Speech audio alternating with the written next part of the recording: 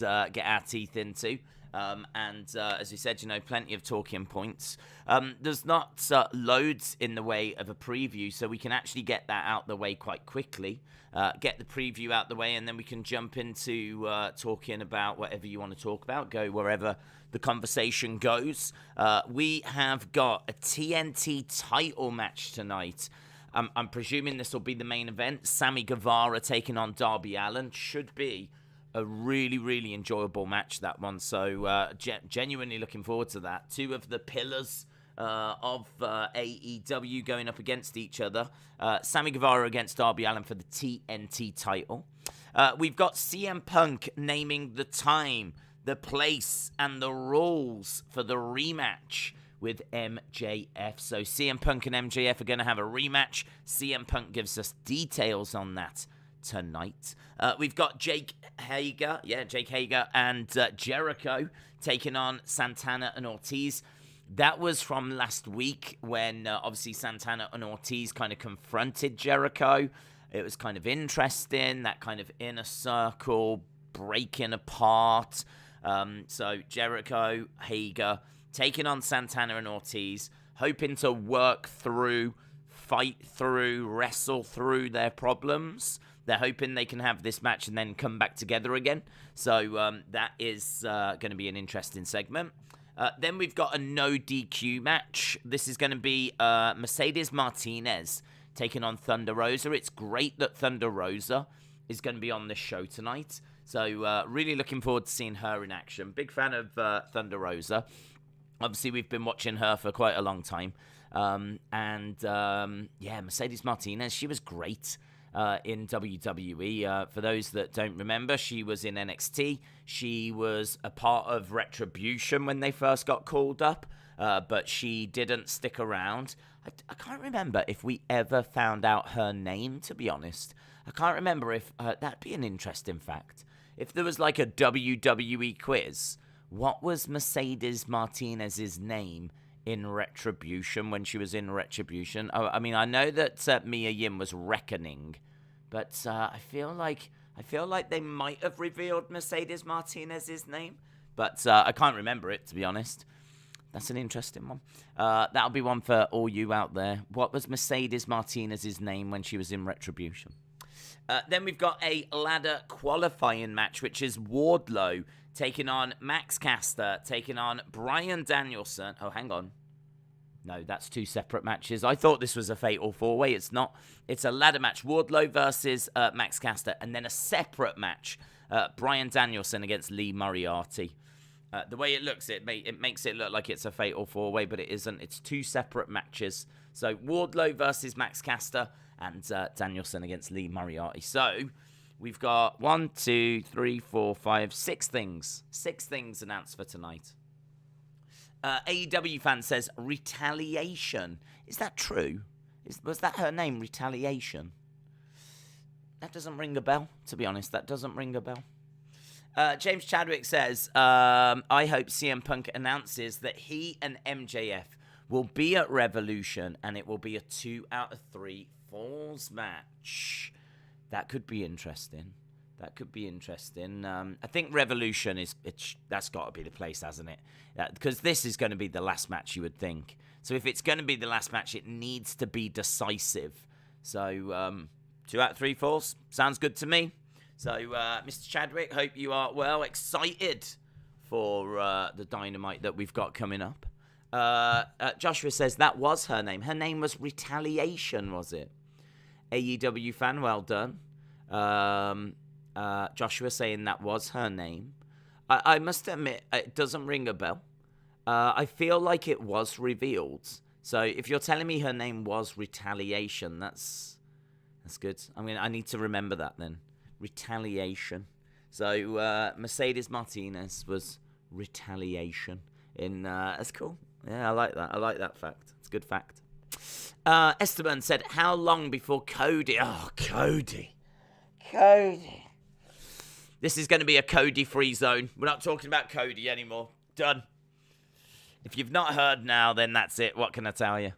No, I'm only joking. How long before Cody cuts the Revolution was a lie promo?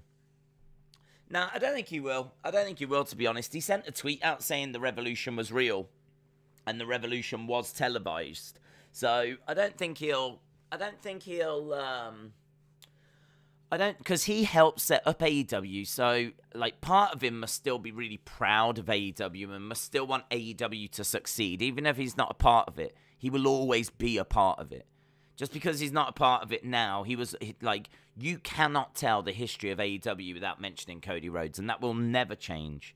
So I don't think that's they might try and get him to say something like that, but hopefully he's able to stand his ground and not, because to be honest, that wouldn't feel genuine. I really believe that he wanted to set up a company and to rival WWE. I believe that because that's the truth. I think that he can tell the story about, there'd be nothing stopping Cody saying that I didn't just leave working with one madman to come and work for another one. Like, he could say something like that to, say, Adam Pearce. Like, I could imagine him being in the ring saying, I didn't just leave working for one madman to come and work for another one. Like, there could be a little dig at Tony because, I mean, it seems like their relationship's a little bit sour. What we're starting to hear now, and I must admit, the first I heard it was last night on the Wrestling Escape Pod. So I'm going to say that the Wrestling Escape Pod delivered breaking news last night, which I thought was really interesting. Tommy, the person that co-hosts it, told me that he had heard a little while ago that, or seen it reported somewhere, that Cody had his vice presidency ship, however you want to pronounce it, taken away. So I think it's really interesting because for me, and I said this last night, I don't really care about Cody going into WWE. For me, that's a secondary story. I know it's probably the big story and it's the one everyone's focused on. But I think the breakdown behind the scenes at AEW between Tony and Cody, I feel like that's the bigger story because it's the first real crack that has shown behind the scenes at AEW. And it does make you wonder, like, what else is going on? Who else is upset? Was Cody the only one? Has Tony become power crazy? It's Tony that's putting the money up. So if Omega, Bucks, Cody are all going to start telling him, like, this is how you should book, is Tony now just taken over? Because apparently Cody had less and less booking responsibilities, and he had his vice presidency taken away. These are largely rumors. They're not confirmed by Cody. But apparently, the money was not the only factor. Him wanting more money was the straw that broke the camel's back, but it was not the only factor. So I think it's really interesting, like, what's happening behind the scenes at AEW. I'm not saying that AEW's falling apart. This is the end. Absolutely not, because you get this at all companies, right? This happens all the time in different companies. We've said, there's no way you're going to be able to make everyone happy and keep everyone happy. And we saw a little crack with Brian Cage making a few comments. We saw a few superstars being a bit unhappy that they weren't being used on Dynamite. That's natural. That's going to happen. There's no real way of avoiding that. And certainly not when you're bringing in people as aggressively as what Tony Khan was. I mean, there's been a lot of new faces that have joined AEW in recent times. But I do think this one in particular, this one didn't need to happen. And I think that's why this is really interesting. This Cody one, it didn't need to go this way. Cody was a vice president. He was part of booking. Seemingly everything was all right. Everyone seemed to be responsible for different things. Like Cody was doing the women booking, which is why there was so many Japanese women. And actually, do you know what? I would question if he's doing that now, because you don't see the Japanese women as much. And I know that COVID played a part, but even now that, we've been able to open up things a little bit more, we're still not really seeing any examples of, the Japanese women coming back. We did get Maki Ito for a very short time, but haven't really had much else. Rio kind of came back for a little bit, but I don't know. I mean, it wouldn't surprise me if, Kenny wasn't booking the women anymore. Bucks might still be doing the tag teams, in all fairness. The Bucks might still be doing that. But I think, wasn't it, Cody that was, booking himself, maybe doing a bit of an overview of the men's roster with Tony. And it seems like Tony's just taken all of that now. And it seems like Tony is getting his kind of hands on things a little bit more. And I just think it's really interesting. So just to wrap up on this little part, I wouldn't expect Cody to lay into AEW. I just think that would... I wouldn't even want that. I wouldn't want that. I wouldn't want him to do that. I mean, I am not a diehard AEW fan, right? I'm not a diehard AEW fan. If I was, I'd be like getting all the figures. I'd be buying tickets to the shows. I watch it, and I think they do some good stuff, but I wouldn't class myself as diehard. And even I don't want Cody going on to WWE and laying into AEW. I've said it before. I don't like it when AEW takes shots at WWE, and I don't like it when WWE takes shots at AEW. And this would just be so low. It would be so below the belt for Cody to do that. And it would be so... there'd be no purpose to it because it wouldn't be genuine. He helped set up AEW. He plays a massive part in setting up AEW. You cannot take Cody. You can take Cody out of the company, but you can't take him out of the history of AEW. And he plays a massive, massive part. I think that he is going to be really proud of what AEW achieved. I think he's going to be really proud of where AEW is now. But I wouldn't be surprised to see him take some shots at Tony. I'd be very interested to see where that relationship is at the moment, because I don't know, like I kind of, I don't know, I don't know how much affection there is between the two of them. I know they put out very civil comments, very civil statements, but I don't know, it felt a little cold to me. Felt a little cold in places. It didn't feel like, felt like the end of a business arrangement. Not the end or a parting of, say, friends, but more the ending of a business agreement, and did feel a little bit cold. I mean, in all fairness, it makes sense because Cody would not have wanted to have left AEW. You know, why would Cody want to leave? He helped set that place up, so why would he want to leave? I think the fact he's going says it all, doesn't it? It says it all. Why would he want to leave a company he helped set up? He wouldn't. He wouldn't. He would want to be there, and he would want to help Jade, Darby, Sammy reach their full potential. I've got no doubt about that whatsoever. The fact they couldn't make the money work for him as well. You know, again, there's been a lot of talk about how Tony's a billionaire, he's got all this money in the world. We've said for a long time, there's gonna be a budget. There's gonna be a budget. I don't care who you are, right? You will allocate X amount of money to a certain project, right? If you're making, say, 10 million off TV, right, you might go, I'll spend 20 million. I'll take a 10 million loss for this year, but I want to be starting to see us move in the right direction, right? But you ain't going to just keep writing checks and checks and checks. That 20 million ain't going to become 30, 40, 50, right? You ain't going to get 10 million from the TV company and happily spend 50. So, there's going to be a budget. There's going to be a budget. And even though it might not seem like it when they're bringing in Danielson, they're bringing in Moxley, they're bringing in CM Punk, you know, Bray Wyatt might be on the way, blah, blah, blah, blah, blah. It might not seem like it, but there is. And apparently they could not agree the fee for Cody. They could not agree the money for Cody. How crazy is that? One of the people that set that company up could not get the money that he wanted out of the company that he helped set up. So this is what I'm saying. It's a big story, man. It is a big, big story, and bigger than just him going to WWE. Bigger than him now facing Seth Rollins or Finn Balor. Way bigger than that. It really opens up and asks a lot of questions about what's going on. So, yeah, there is a positive to this, though.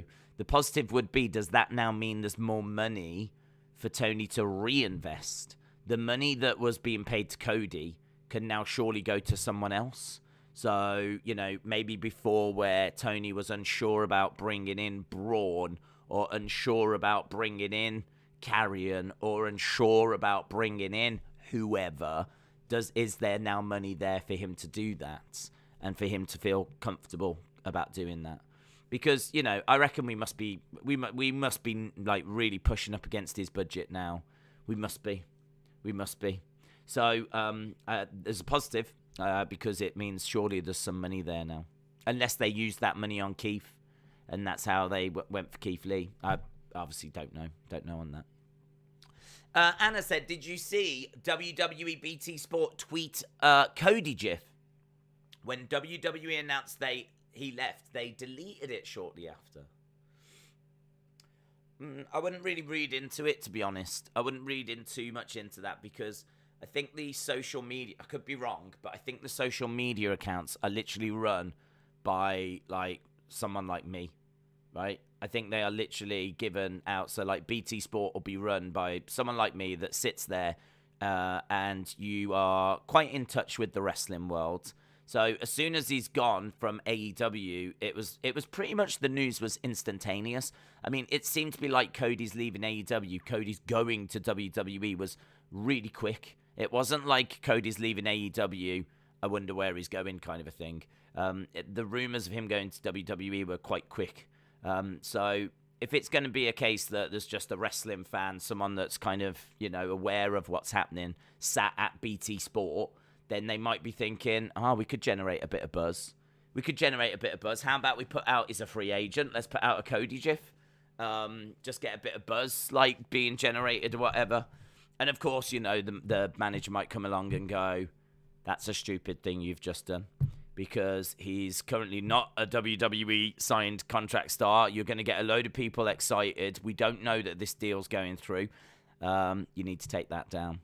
But I honestly don't know that, like, a BT Sport social media person is sat there with like, prior knowledge that Cody's coming in. I don't know that that's the case. I would honestly think it was someone doing that. I would be more inclined to think that. Because it's just these kind of marketing people in it that just kind of see where what the conversation is, and they just try to go where the conversation is to try and, like, get likes, clicks, views, all that kind of stuff. So don't know, not sure. I would lean towards they didn't know, but cheeky all the same, because I didn't see it. So it is interesting. Mitchell, appreciate the support, dude. Mitchell says, I'm on the other side of this. I think it's good that Tony overruled Cody. He saved Cody from himself.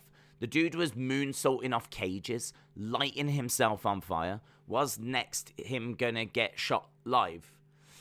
Well, do you know, I mean, to be honest, I don't disagree with you, because the moonsault off the cage, I thought was... yeah, I don't disagree with you.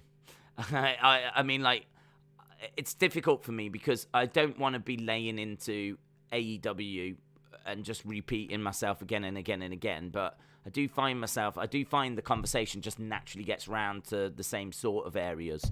And for me, with AEW, they do always go too far. And not too far like, wow, that's amazing, I can't believe they gave us all of that. Too far as in, like, oh, they've ruined this. Like, they do that on a regular basis. And, like, some of the stuff you've named there, like Cody setting himself on fire, or Brandy setting him on fire, setting the table on fire, and, like, Cody coming down with, like, his skin peeling, and everyone was like, has he been in the sun too long? And then it turns out it was, like, flame-resistant stuff. So, I mean, it just says that he knew that this spot was going to happen well in advance. And so, all of a sudden, like, the psychology's not quite right then. And then the spot didn't go well. And the match didn't need it. The match was great. It didn't need that final spot. And you do tend to find that it's like, oh, that was a really great match, except for this. Oh, that was a really great match, but I wouldn't have done that. And do you know, it's really funny, because you are right. It's in a lot of Cody matches that happens. So you could be absolutely right. Cody could be the one that... I think it's kind of like trying to please. I think that's what it is. I think it comes from a really good place. I think they are trying to give people a really good product. But I just think they're trying too hard. I think they're trying too hard. I think they're, like, so desperate to give people a spectacle, something they're going to remember. But the thing is that if you do that on a regular basis, people don't remember anything. Like, that moonsault off the top of the cage, it's not as iconic as, like, Jimmy Superfly Snuka, yeah? it's not as iconic a moment as like Jeff spearing Edge from the top of that ladder. Like it doesn't really stand the test of time as well, because it was just largely throwaway, because, you know, next week there'll be something else. I mean, I remember Jeff doing something off a crane, off a cherry picker, when like they went through a table. Do you know what I mean? And then he like smacked himself silly. And then you've got, like, as you said, you know, tables being set on fire, death match. And this is just like on a very, very regular basis. So I do kind of think like that they try to please. They try to give a spectacle, like, you know, a wow kind of moment, like on maybe too often. And certainly with Cody, definitely so. I must admit, I think Tony is right to try and dial some of that down, because then when you do get an OMG moment, it hits different, it hits harder, it means more, you know? And, I mean, think about Mankind and Hell in a Cell. We had never seen anything like that. Anything like that. I mean, him getting thrown off the top of the cell, we'd never seen that. And him going through it. I mean, it was just incredible. It was insane. And you can go back now and watch it and go, what? I mean, it's just incredible. That has stood the test of time. But they didn't do it again next week. And they didn't try and do it the week after. And it wasn't just part of a series of those kinds of moments. That is just out on its own. And as a result, it stands the test of time. And this is kind of brings me back to that point of, I think that AEW, and maybe Cody in particular, were just trying a bit too hard. Like, I genuinely think it comes from a really good place. I mean, you can't want to set yourself on fire for a laugh. Do you know what I mean? Like, it must be that, like, we need a big finish. We need a big finish. This is such an important match. We need a big finish. And so that's why the table thing happened. But, I mean, it just didn't really work, did it? And then, like, it's hard to sell it. And it's all a bit... I mean, I think he put himself through the table. And then didn't he win or something? Like, but I don't know. I mean, I don't know when that power got taken away from him. I don't know if I can point at some of those and say they're all Cody's ideas. I'm not too sure. But that is, I do agree with you. And that's something that I wish AEW would just turn down just a little. I don't mind those big moments because, as we said, you know, I love that Mankind match. I love Jimmy Superfly off the top of the cage.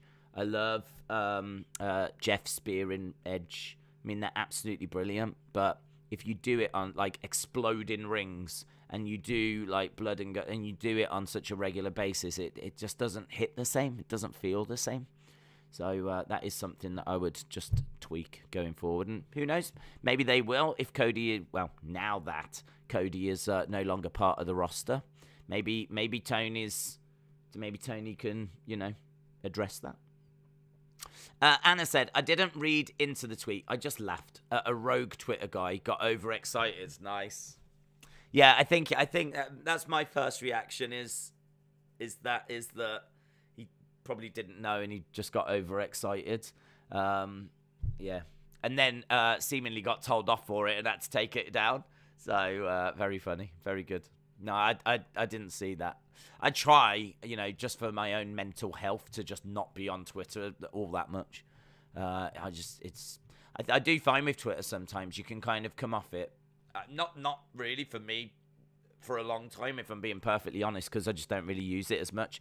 But in the past, like, you could spend a bit of time on Twitter and interact with some really great people. And then there'd maybe just be the odd comment, the odd thing that as soon as you closed it, that would be the thing you would think about. It's funny, isn't it? They do say that. They do say that, like, if you get into a little argument with someone or someone says something to you that's a bit negative, there could be a million positive comments, but it only takes, like, the odd little negative one, and that's the one that sticks in your mind. That's the one that kind of stays with you. So I definitely felt that a few times, but, I mean, this long time ago. But, so I just kind of, like, turned down how much I'm on there, to be honest. It's great. Life's great. So, it's much better. So I try not to go on too much anymore. It's sort of a necessary evil, though, so. Moldy said, Cross signed with MLW last week. Yeah, do we know how long for? Is it like a long contract, or is it a short-term deal? Could it be that Khan could look to get him at some point? Or, I don't know, maybe he's happy. I would like Carrion to go to AEW, just because you'd have to think it'd be more money. And it's more exposure. It's better for his brand. And I like Cross. I thought Cross was pretty good in NXT. I thought he was presented quite well. I thought he was used horribly on the WWE main roster. I thought it was horrible. But I thought him and Scarlett looked great together. So if he's happy, great, fine. If it's a short-term thing, then maybe he could go there after. But that's interesting. I like MLW. When I've tuned in a few times. We used to watch it before AEW, and it was pretty good. It was pretty decent. They had some really good matches on. Mitchell said, I was glued to my TV, but did you watch the whole USA hockey game last night? It sucked that USA lost, but it was one of the best games I've ever seen. Mitchell, I did. We actually had been doing Winter Olympic coverage, so we did a whole watch-along for it, completely by chance, because I actually didn't know what was on last night. But we've been doing it every night. We couldn't do the weekend because obviously we had UFC and Super Bowl. So we had UFC and we had the Super Bowl. So sadly we couldn't do it Saturday, Sunday. But all last week we did it. All this week we're doing it. We're doing it again straight after. And I think actually it's the women's gold medal match tonight, USA versus Canada. So my plan is that we're going to do AEW all the way through. And then as soon as we're done here, go over to Football Days, the second channel. And then that's where we're going to do Winter Olympics. I'm quite happy to talk wrestling. I'm quite happy to talk whatever. Last night we were talking about desserts. We were talking about favorite candy bars. We were all over the place. But we was watching the ice hockey. And, very, very, very tense. USA men losing to Slovakia. Went to a penalty shootout. And, disappointing. I wanted to see USA go through because it kind of kills the ice hockey for me now, if I'm being honest. I'm not really bothered about watching anyone else. So I wanted a close game. I wanted a fun game, but I wanted USA to go through. I heard Canada went out as well, but I never got a chance to watch that one. But USA versus Canada, women tonight, and I think it's the medal match. So hope it is, and definitely want to watch that. Not sure what else is on, but that's the headline, that's the highlight. So, yeah, we've been watching it, buds. Do not come here and spread anti-Days hate. You will be banned. Oh no, bring it. Bring it. I don't care.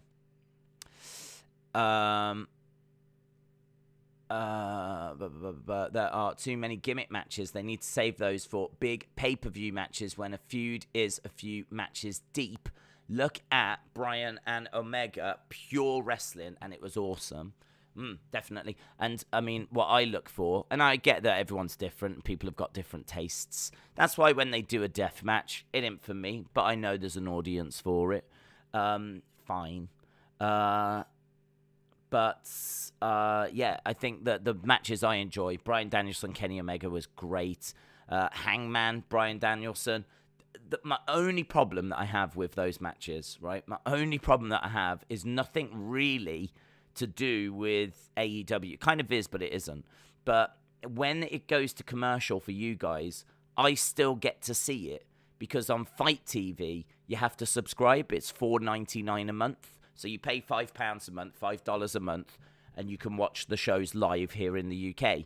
I don't think there's any other way you can watch them live in the UK. You can't turn a TV channel on and watch them. Like in the UK, you have to go to Fight. You have to pay the subscription thing. Not a problem. I've been doing that since day one. So they've been getting money out of me. And happy to do it. Happy for them to have it. Not a problem. No complaints. But when you go commercial, we don't. And the match just dies. It just dies. It just stops. It's just like, you could be... And sometimes I don't even know we've gone to commercial. So the match might be really good and it might have some really good momentum. And then it just completely just falls apart. The momentum goes. Like, you kind of find yourself getting a little bit out of the match because there's just a lot of, like, sitting around, lying around. And then, like, you lot will go, oh, we're at commercial. So I kind of have to tell myself, oh, okay, ignore this. This isn't happening. It's so weird. It's weird. And so that kind of is my only criticism. There was a few moments in those matches where that happened. Other than that, like, them matches were good as well, like, really enjoyable. I love Serena Deeb. I reckon she's the best female wrestler that's wrestling at the moment. Really enjoyed her work. And yeah, you know, I think those kind of, they do and can have some really great pure wrestling matches. Really, really good pure wrestling matches. So I would hope that we get to see some more of those. But I don't think AEW is going to struggle without Cody. I don't think they're going to struggle without Cody. I think that fans might even be quite thankful Brandy's not around. She was not popular. So fans might be quite thankful that Brandy's not around. But Cody is someone that I think I genuinely enjoyed watching him in AEW because I loved watching the crowd boo him. I loved watching him trying to be a heel and the crowd boo him. I got a sick entertainment out of that. And I wanted them to go further with it. I was saying I would have Cody come out and be like, thank you so much, as they're booing, just be like, thank you so much, everyone. You know, I just want to announce that Tony has agreed that I can now start competing for the AEW Championship. The boos get louder. Thank you. Thank you. He said I don't need to qualify either, so it's going to be, put the graphic up, it's going to be Hangman Page versus Cody Rhodes at Revolution. And I just want to say thank you to all of you because you made this possible. You and your support made this possible. I really wanted them to go that way, man. I wanted them to really lean into it even more. And he wouldn't. I mean, he genuinely did not want to be that heel. Even a heel that, like Nikki ASH, a heel that doesn't really realize she's a heel. He didn't want to do that. So I must admit, I am going to miss that. I'm going to miss that part of AEW and watching that story play out. But, you know, they've got so much talent that actually you've got to say there's, you know, a segment there for some of that talent that wasn't getting on TV to maybe grab it with both hands. And maybe a little bit of money now they can reinvest in the roster and just replace him with a Wyatt or someone. You know, go and get Wyndham, which I'm sure they would have got anyway. But, you know, now he doesn't need to struggle for TV time as much. Neither does Daniel Bryan. Neither does, you know, all of a sudden, bit of breathing space. So, might not be the worst. Mitchell says, what is the NXT level up NXT has on now? Haven't seen it. Haven't heard about it. So I really can't say. So I think it sounds to me like NXT talent that's maybe not quite ready for NXT. That would be my guess. NXT talent that's not quite ready for NXT. So NXT level up. And we'll see what it looks like. I think it's on Friday, the first episode. So I'll be very interested in seeing what that's like. Quinn McKay, is that what's her name? Quinn McKay, Kelly, can't remember her name. Kinky Arcade. She is from Ring of Honor.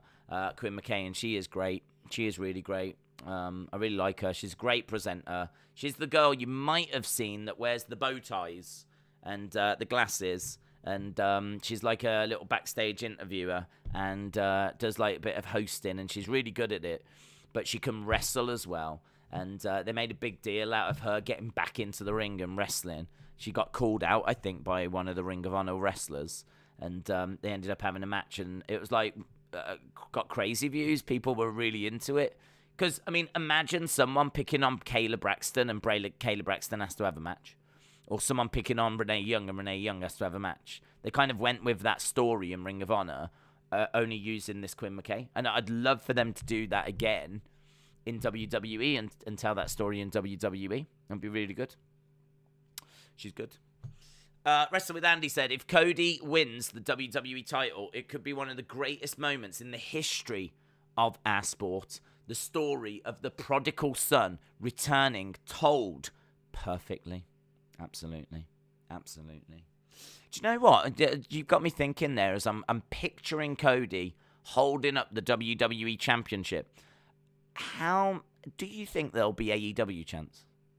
Because all I'm thinking is, right, you've got WWE fans. Now, if you're going to buy a ticket and go, you're probably, I don't know if I would say you're a hardcore, but you're probably not a casual fan, are you? I can't imagine too many casual fans buying tickets and actually going to Raw or going to SmackDown. I don't think it's unfair to say that's probably the fans that know what's happening in wrestling, that are the hardcore fans, yeah? So I'm thinking the hardcore fans are going to be there. They're going to know, obviously, AEW. They're going to know that Cody set up AEW. But equally, AEW is a competitor.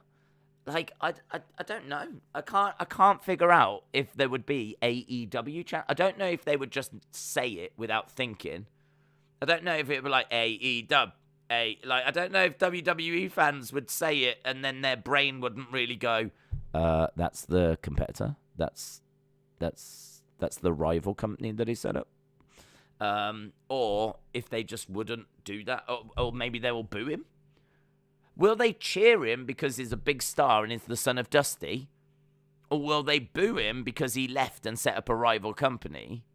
Will they chant AEW because it's just what you think of when you see him? Or will they not because that's the hardcore WWE fan base and AEW is, I mean, we've all seen the fierce ratings war. You can't unsee the fierce ratings war. You know, most of those people in that crowd probably tweeted out like the ratings on a weekly basis. So they're going to be aware. So I can't figure it out. I have no idea what reaction he's going to get. I should imagine even he's quite confused by it. I should imagine even he doesn't know. I mean, in a way, he is walking into the lion's den.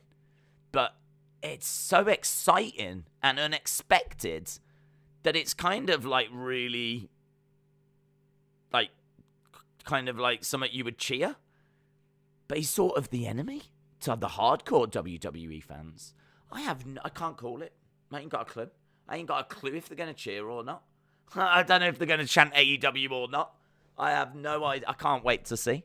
There's so much intrigue around him going back, and that's got to be one of the things that people are going to be interested in seeing. So, yeah, I'm really looking forward to him going back and seeing what the reaction is seeing what that reaction is gonna be like, because can't call it.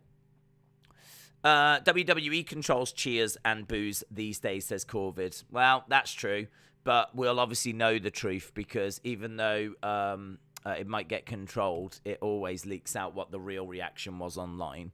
So they can do what they want to hide it to us at home, but if you go on Twitter, you'll see live video footage from inside the venue with what really happened, what WWE didn't want you to really see, kind of a thing.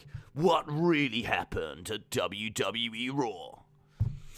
Joaquin Uribe said, "Will there be F Cody chats today?" Do you know, that's right. I didn't even think about today. I just kind of presumed that it would be ignored. I think there could, if there's anything that hints at Cody, I think there could be.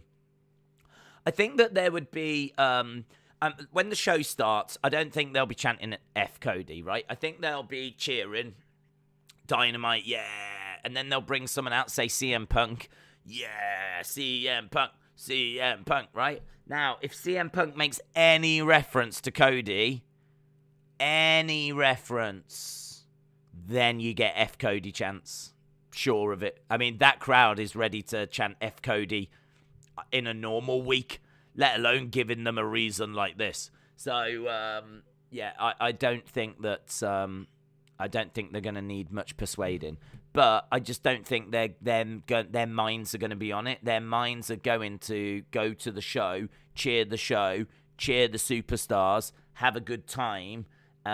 If it comes round in kind of I was going to say conversation, but if it comes around, if it gets mentioned at all, then I could see that reaction. Otherwise, I'm guessing they might just ignore it. They might just ignore it. I don't think AEW want to fire shots at Cody because they're not going to want to provoke him firing shots at them, really. Although saying that, if he does mention them or even hint at them on WWE TV, that might be good for them. I don't know. I don't know. Well, we'll see. Daniel said it was reported about a year ago that Tony took control of creative, but he gave Kenny, Bucks, Cody, and Jericho lots of creative in their segments. It seemed they all accepted it, but Cody couldn't accept it. To be honest, but I never saw that news. I was still under the impression that they were just doing what they've always been doing. So I knew that they did their own segments. I mean, Cody said that he, brainstormed or workshopped. That's it. Workshopped his promos. So I was aware that Cody did that, but I didn't know that that responsibility had been taken away from him. I mean, that must have been an awkward conversation. Could you imagine them all sat down with Tony and Tony going, right, I don't want any of you booking the shows anymore. I mean, that must have been awkward. I'm gonna book the shows. We're all getting in each other's way. We've got too many cooks and we need just one vision like WWE. So I'm gonna do it now. I mean, that must have been a red flag. I don't care what they say. If the rules of the game change whilst you're playing the game, that's a red flag to me. And if they all signed up to all having you're going to do this, you're going to do that, and then, the company's up and running and all of a sudden the game has changed. And now Tony is the overlord.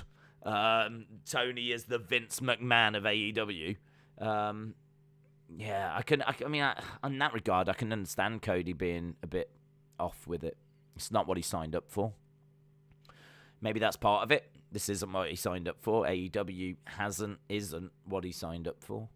I still believe it's something he's proud of. I'm not saying he's ashamed of it or anything like this, but I'm sure it's something he's still proud of. Because look at what they achieved. Did anyone think they'd still be here coming up 2.5 years later? Not only still here, but doing really well. 2.5 years later, looking to grow, bringing in big names, still pushing around 1 million in the ratings. There's been plenty of opportunity for them to dwindle away and, the fan base to get bored. But they've done really well at keeping that momentum going. But, I think it'll be very interesting to see how tonight's crowd is and how they react to Cody on... whenever. I was going to say Monday because there's a lot of talk of him potentially coming in next week. That's not confirmed at all. But apparently they want to move quite quick. I think it was Harley that was telling me that vignettes are being filmed. So they are now filming stuff with him, apparently. So, and Wade Keller. This story, it's so fast. Yesterday the story broke. And then earlier today we found out about they want him at WrestleMania. They want to use him on the main roster. Vince sees this as a big sign-in, so he's not going to NXT. He's not expected to be Stardust or anything like that. He is expected to be treated as a big deal. He is going to be on the main roster. They do want him at WrestleMania. That was information we found out this morning. And now, we're starting to hear other stuff about vignettes being filmed and using him, showing those before WrestleMania and all this kind of stuff. So much going on. It's such a fast-moving situation. Honestly, you get whiplash just following this story. McAvoy Productions said, I could picture Tony in the meeting acting like Batista. Give me what I want. Spitting away like Batista. Remember, I'm sure Batista was spitting everywhere when he was doing that promo. Give me what I want. Do you think Tony is on a power trip? I don't know that he's on a power trip, but I think what he is I think he is a wrestling fan that has always wanted a wrestling promotion. And I think that he's seen Omega and he's seen the Bucks and he's seen Cody and he has seen the perfect opportunity to do it now. This is my time to get into the wrestling business. Now, as part of that package, they've turned around and said, like, we would like to do the booking. And I would imagine at the start, Tony's like, okay, yep, we're in this together. Like, you know, kind of agreeing to whatever, really, to get it off the ground. Let's get the ball rolling. Yep, cool, let's do it. And then I think as things have got up and running, and maybe a few things have happened that he hasn't liked, and, you know, maybe too many cooks in the kitchen at times, you know, maybe it has become apparent, and maybe he's been very eager anyway to find a way of just going, actually, it's better if I do it on my own. I don't know if it's a power trip. I think it might be more just living out his fantasy of being a wrestling promoter, wrestling booker, and, you know, this was the way of kind of getting the ball rolling. Maybe if it had worked and it was great and the ratings were great and everything was good, he might have been quite happy to stick with, you know, you look after that, and, you know. So I don't know if I can say it's a power trip, but I think definitely he went into it because he wants to be in the wrestling game. He wants to be that promoter. He wants to be the Vince McMahon type kind of, you know, person that's in control. But I don't know that he's on a power trip, like he wants all the booking and is all of that. I just think that he, well, probably does. But if it had worked the other way, maybe he would have stuck with it. Because it's not really any reason to rock the boat if it's working. If the ratings are good and, you know, everything's working, everyone's happy, and the stories are good and the crowd are loving it, there wouldn't be a reason to rock the boat. But I do think there's been a few things that has happened in AEW that has definitely made you gone, what? I mean, like, take, again, Matt Hardy teleporting. You know, that was very quickly reversed and moved away from. And, you know, that apparently was something that Jericho really wanted to do. He really pushed for that to happen. And, you know, there's every chance Tony looked at that and was like, it's not the way that I want to take the company. And, you know, there could have been a lot of things like that just made him go, I'm gonna run the booking. I'm gonna look after the booking. So I don't know, kind of a bit torn on it. Will the AEW opening video have Cody, or will it be replaced? Depends if they've got round to doing it, but I would imagine Tony probably sat down and workshopped all the things they need to do, because Cody is just everywhere. I did wonder if he was behind on this graphic, but he isn't. So, yeah, he's going to be on, he might be on, like, the vans. He might be, they might have merch that's lined up. He's probably in the video game. You know, do you take him out the video game now? What stage is the video game? Maybe the video game's being manufactured and you can't get him out of the video game now. So, there's probably, if I was Tony, I would definitely have sat down and gone through that. Like, right, where's Cody in this company? Like, what graphics is he on? What graphics are being printed at the moment? Can I change those? What's happening with the video game? What is Cody in any future lineups of the action figures? Is Cody on, like, bedspreads and bedding? And have we got, like, an AEW t-shirt coming out that's got Cody on? Have we got any Cody merch that's coming up? Do I need to pull Cody merch off AEW shop? Like, I would imagine there's a lot of stuff you have to kind of go flip. Like, what's happening with Go Big Show? What's happening with Rhodes to the Top? I mean, I think they announced that Rhodes to the Top's coming to an end. Go Big Show, I'd imagine I imagine that he's not going to be a judge on that anymore. But it definitely get you thinking about quite a lot of stuff. So depends if they got round to changing it and doing it. So, I would say yes. I would say that he is going to be taken off it. I'd say he won't be on it. Tony Nese said he believes Tony conned him to sign with AEW, promising him the world, but he has had one match on TV. It's interesting now, AEW's financial state is private. We don't hear much revenue coming in. It's still not profitable. AEW has more money coming out than coming in. Yeah, I mean, I don't mind that because, like, as I said, Tony Khan will have put aside money that he's willing to lose here. So, you know, he wants to be, this is in a way a hobby that he's hoping will become a legit business. Like, he is trying to make this a legit business. He wants this to stick around for, 100 years, 200 years, yeah? So, and if it's a hobby, like, you might not be able to keep it going, might you? I mean, like, how much do you want to lose on a hobby? I mean, how much is he losing? I don't know.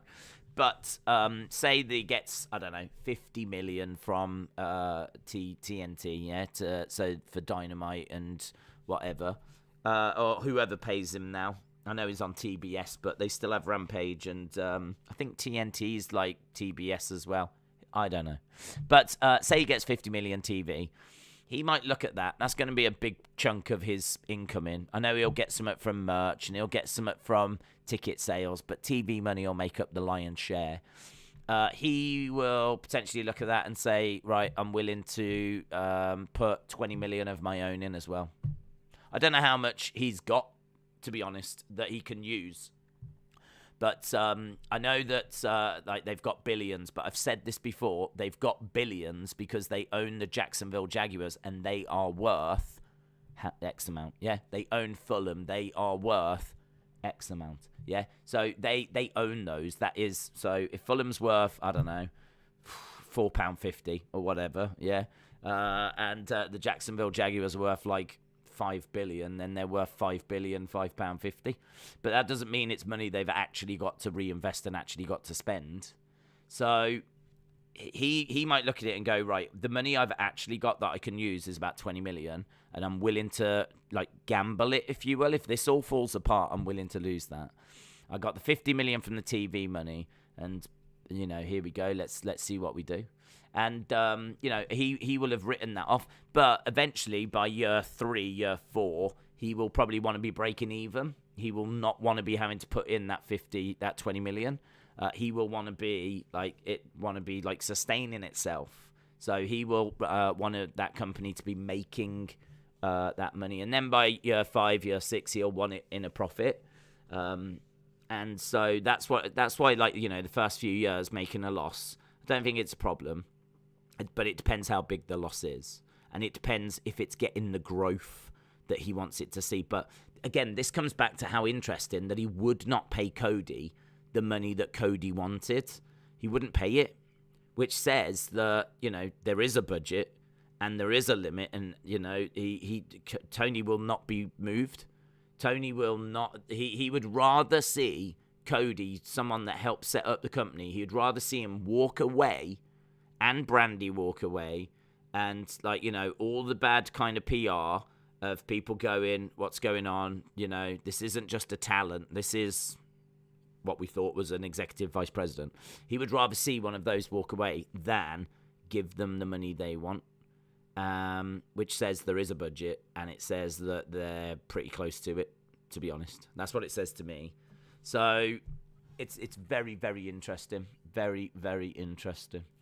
That's why Cody's sitting down and doing a bit of a podcast and revealing whatever he can publicly, I think would be very interesting. Very interesting. Like, one of the most interesting wrestling podcasts of all time. Like, Cody kind of spilling the beans. Just, I know he wouldn't be able to say everything and too much, but I'm sure he can say things. I'm sure he can reveal stuff. I don't know how much, but it'd be very interesting to hear what he would have to say. That's why I was saying, like, first thing that Vince should do is get him on the Broken Skull sessions. Get him on the Broken Skull sessions and just kind of really probe him for whatever information you can get. Because it'd be absolutely fascinating. Wrestler with Andy said, I wonder if Cody's deal with the WWE might include some sort of future backstage role. Well, I mean, this is the other thing we were saying. Like, he has got a little bit of negotiating power, because it would be a great coup for Vince to get him. It would be great for him to acquire Cody, but it is not like, where's Cody going to go? Cody has left AEW. They're the second biggest promotion. So if you're not going to go the second, you can either go the first or the third. Now, if he goes to Impact, that is on par with, a little bit smaller than NXT. You got to be thinking they ain't going to be paying any kind of money that Cody is looking for. They're not going to have the exposure that Cody is looking for. And I don't think there's any way that that's not going to be seen as maybe a slight step backwards away from AEW. So, like, his brand, his profile, it's just not the right move. Like, people go from Impact to AEW. Like, going from AEW to Impact, and certainly someone that helps set up AEW, it doesn't, the optics on it don't look right? So if you're not going to go to the third, because they ain't got the money, if Tony Khan ain't giving you the money, Impact, I don't believe, are going to give you the money. If you're not going to go to the third, then you've got to go to the first. Otherwise, what's your alternative? I wouldn't even know what the fourth was. It would have to be something like MLW, and that ain't happening. So you would have to then go abroad. So then you're having to look at, like, AAA, CMLL, New Japan. But Brandy's they've just had a baby. Like, this, and they're settled. And I think they're happy in their life and what I don't think Cody, at this stage in his career, wants to be living and traveling to Japan. And I don't know if New Japan would pay him the money for him to just stay and do, like, New Japan Strong, which I think is based in America. So I don't think, like, that would be the focus either. So it's really difficult. Like, Cody can go in, like, Vince wants him. I think it's probably the best place for Cody to go for profile and for money. But he hasn't got all the chips. He hasn't got all the cards. You know, if I was Vince going into that negotiation, I would be giving him a fair deal, and I would be giving him like a few things, but I wouldn't be giving him everything. I mean, there's people saying, like, he'll have full creative control now and all this, and it's like, nah. Vince ain't gonna give him that. Forget that. It's not worth it. I mean, this is like what went wrong in WCW. Hogan had full creative control. Kevin Nash had creative control. It was an absolute disaster. You know, when the lunatics are the ones that run the asylum, it's an absolute disaster. So giving Cody creative control would be a real no.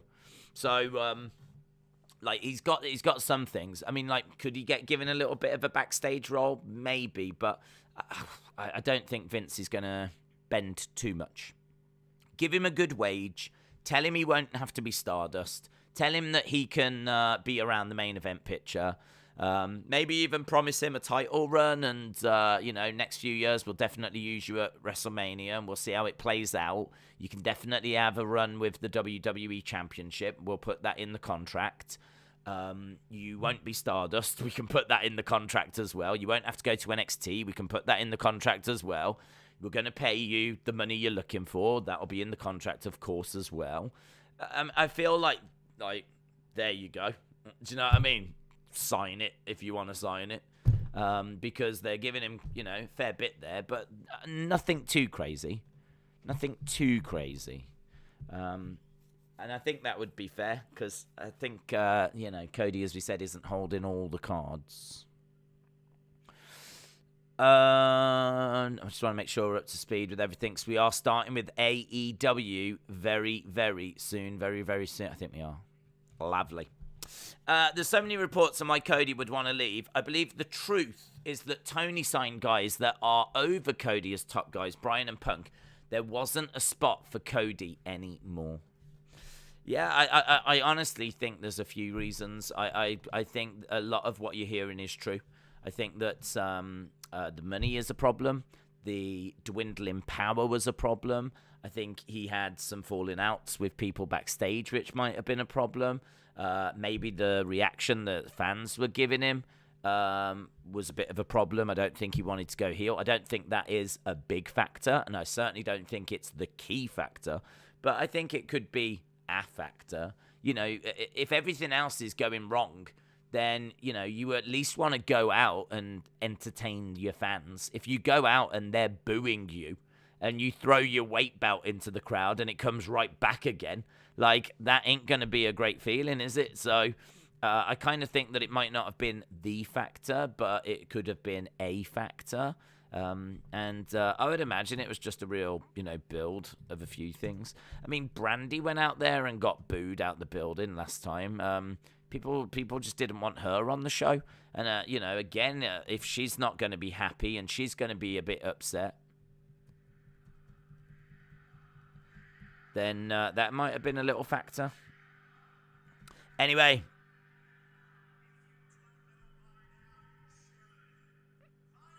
CM Punk.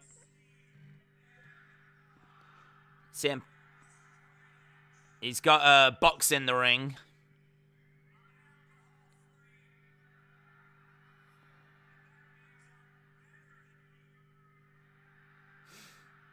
I'm straight edge. And that means I'm better than you.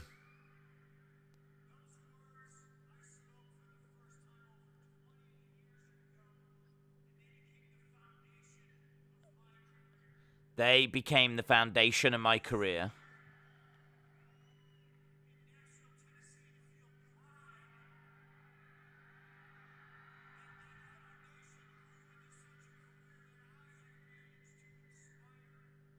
Okay, so we're starting with CM Punk.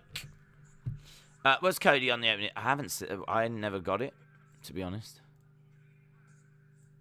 People will have to tell me if they saw the opening video package, because I didn't get one. I understand why you and other people say Cody will be debuting at the show of some sort when it will be his return, not his debut.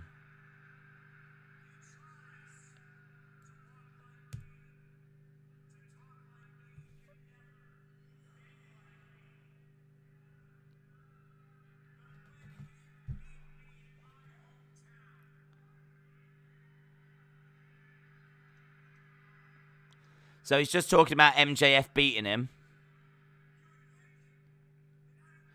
He's got a shirt. I've only just noticed his shirt. It says mid with Burberry pattern on it.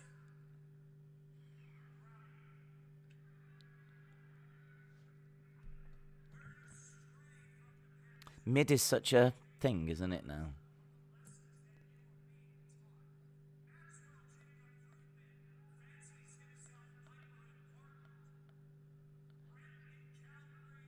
MJF fancies himself as Piper in Portland and as Brett in Calgary. First Raw, Alzheimer's cover is... Wait, where are we again? Kojiko. Sean said no, Cody was not part of the opening. Thanks, Sean.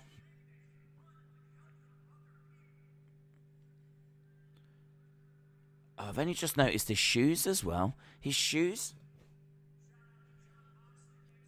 His shoes are CM Punk shoes.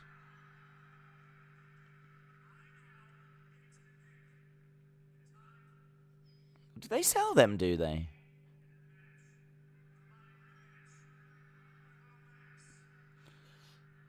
It's got they're red, white, black, and they've got his logo on the front of them.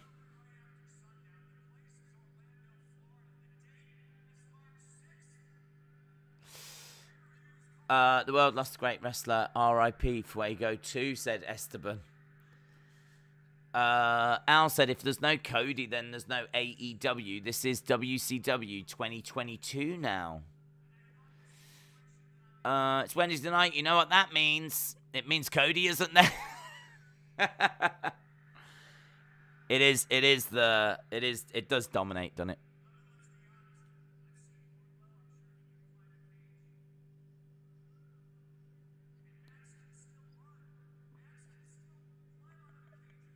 It must be hard. It's going to be hard for them to not mention him.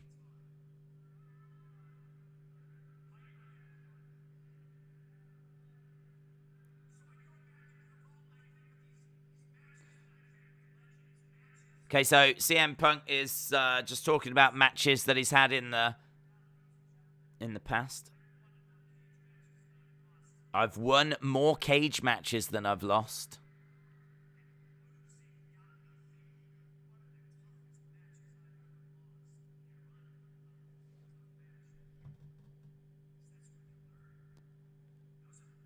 I feel like this is building to something. It's quite big.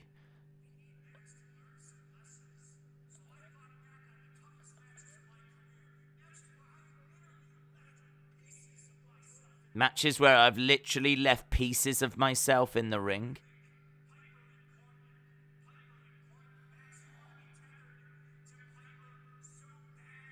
Dog collar.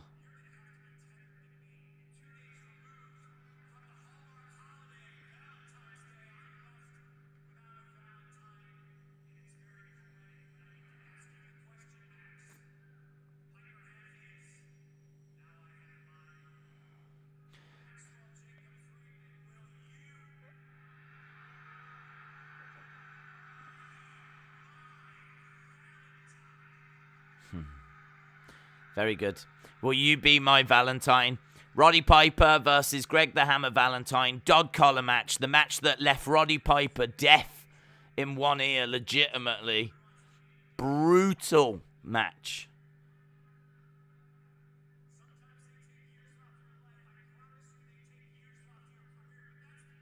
He wrapped it round his hand, Valentine, smacked Piper in the ear. Completely popped his eardrum and never recovered. Like he never got his hearing back fully. I don't know if he got his hearing back at all in that ear.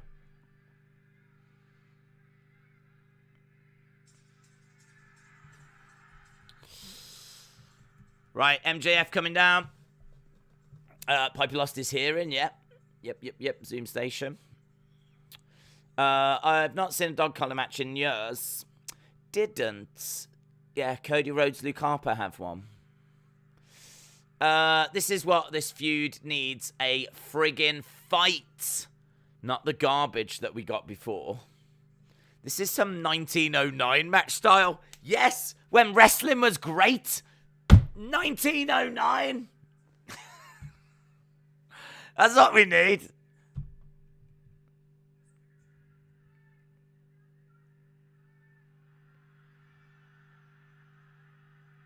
CM Punk got a picture of him with MJF.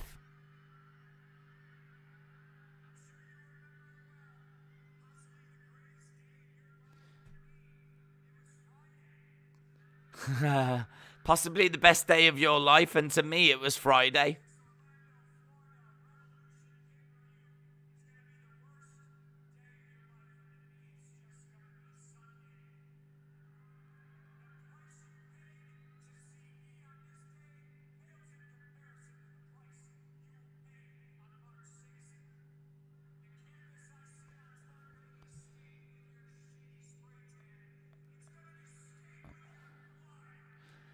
The canvas I'm sat on won't be stained with your spray tan. It'll be stained with your blood. Dog collar. Brutal. I'd love for MJF to be genuinely concerned now and be like, don't do this. Don't do this.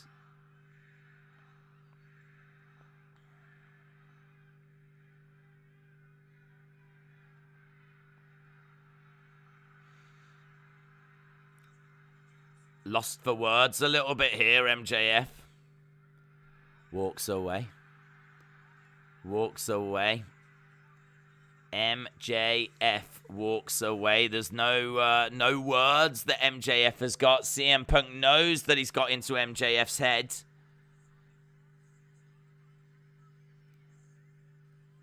You see, now, no other match needs anything. No other match needs anything. We've got the match. Yeah, it's going to be brutal. No other match needs blood.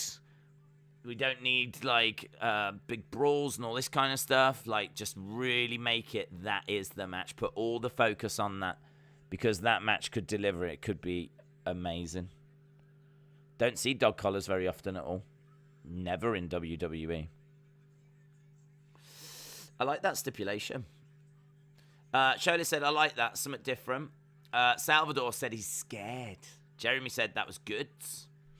Master Chief said that's a perfect response. He just walked away sad. Sad. Sad. Good evening. Good start to the show, says Salvador. They mentioned Cody. What did they say?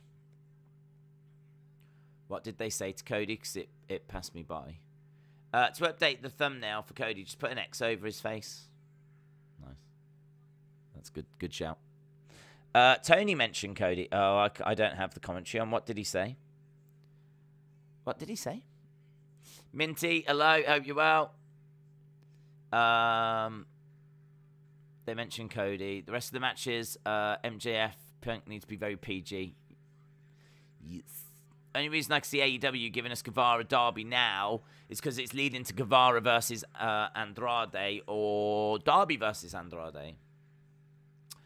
I was halfway with Revolution, just got the wrong match. They talked about him being in the only other dog collar match. Oh, okay. So, well, he got mentioned on commentary. I was going to say, if they mentioned him out loud, that crowd are going to jump on it, I'm sure. If Punk had mentioned Cody... because Punk could have mentioned Cody. It's a bit interesting that they've not mentioned the dog collar match they've had in AEW before. But I think they know if they mention it, that crowd are jumping all over Cody. So it's been mentioned on commentary instead, which is a good way to do it. It still gets the information across. But, if everyone at home is going, boo, we can't hear it. Unlike if it was in the arena, so... Interesting. Harley said, Days, my sources are telling me Cody Rhodes has signed a 3-year full-time contract with Women of Wrestling. Thank you. Thank you, Harley, for that. I'm sure Max Caster will mention, Yo, now listen. Yo. Yeah, he will. Here is the thing that sucks about AEW right now. Nobody cares about the world champion.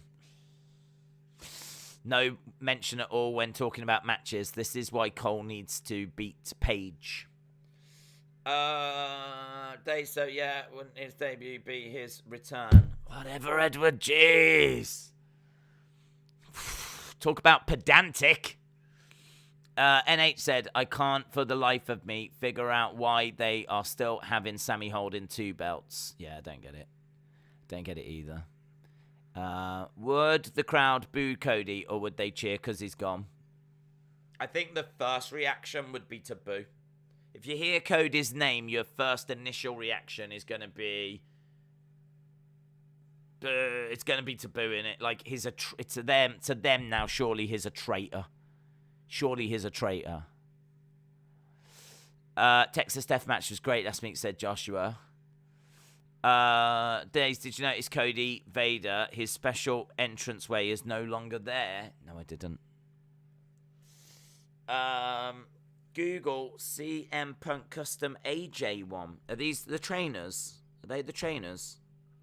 CM Punk Custom AJ1. Or what is it? Yes. Right, very cool. Are those ones? Let me see if I can. Let's have a look.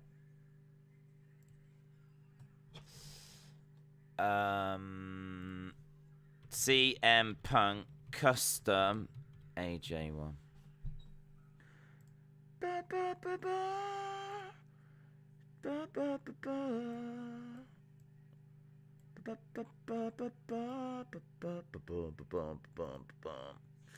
Why is it not moving? Oh, it's locked. That's why. Dope. I'm just trying to show the shoes. That's it. There we go. Daniel Bryan making his way down. Yes. Da da da da. He's a nice man.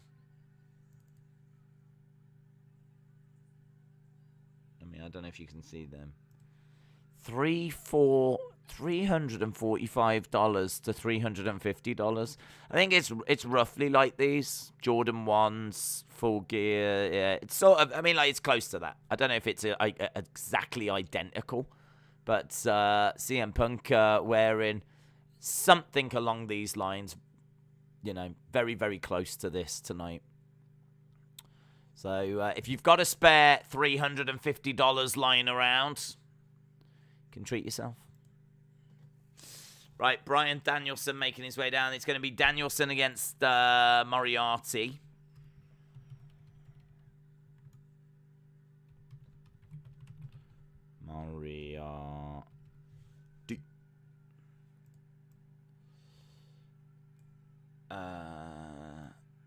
What is this song? What, the Moriarty song?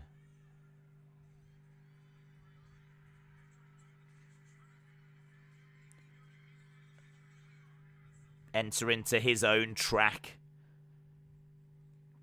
Available for pre-order. We Are an AEW album. She's loving it. Melissa Joan Hart's loving it. Clarissa's there. Clarissa.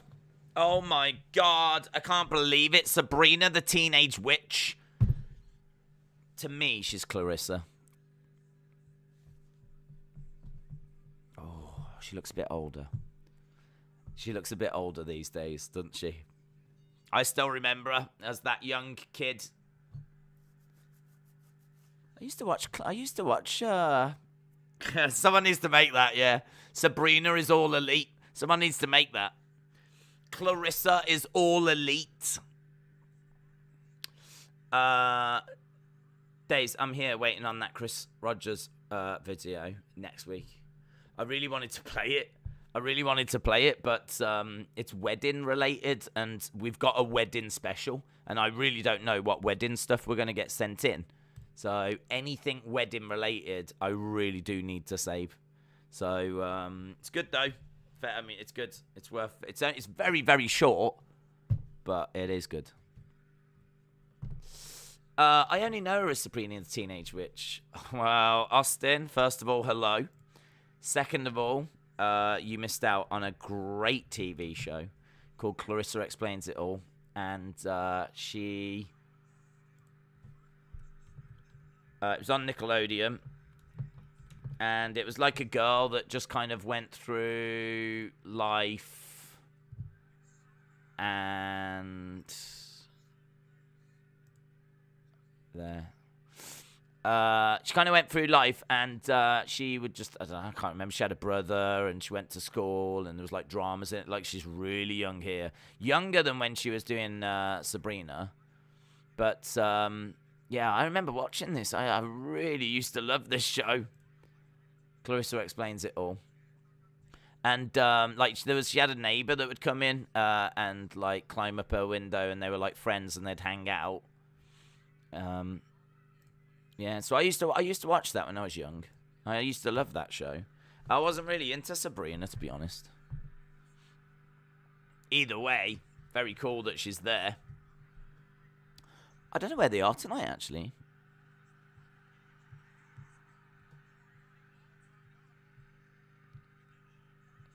Great work here by Bryan Danielson. Look at that. Dragon Sleeper applied.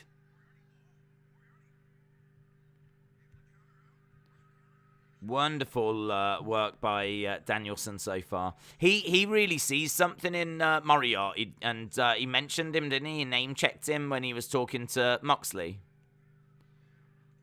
Slap round the face. Big slap round the face as well by Danielson. Kick to the midsection.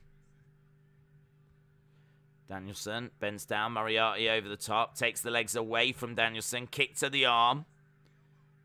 Good work so far. Sabrina and Clarissa were both awesome, but Sabrina is better because they had a talking cat. Oh, you might have me there, you know. It's very hard to argue with that. Nashville, Tennessee. Oh, is that where in Nashville, are they? Tennessee? I didn't know she lived there. But in all fairness, I don't really follow her that close. I mean, I watched Clarissa Explains It All, saw she was in Sabrina, and that was pretty much my whole relationship with her. Over in the corner, over the top, duck underneath by Bryan Danielson. Back in the ring goes Danielson. Kick coming in by Danielson.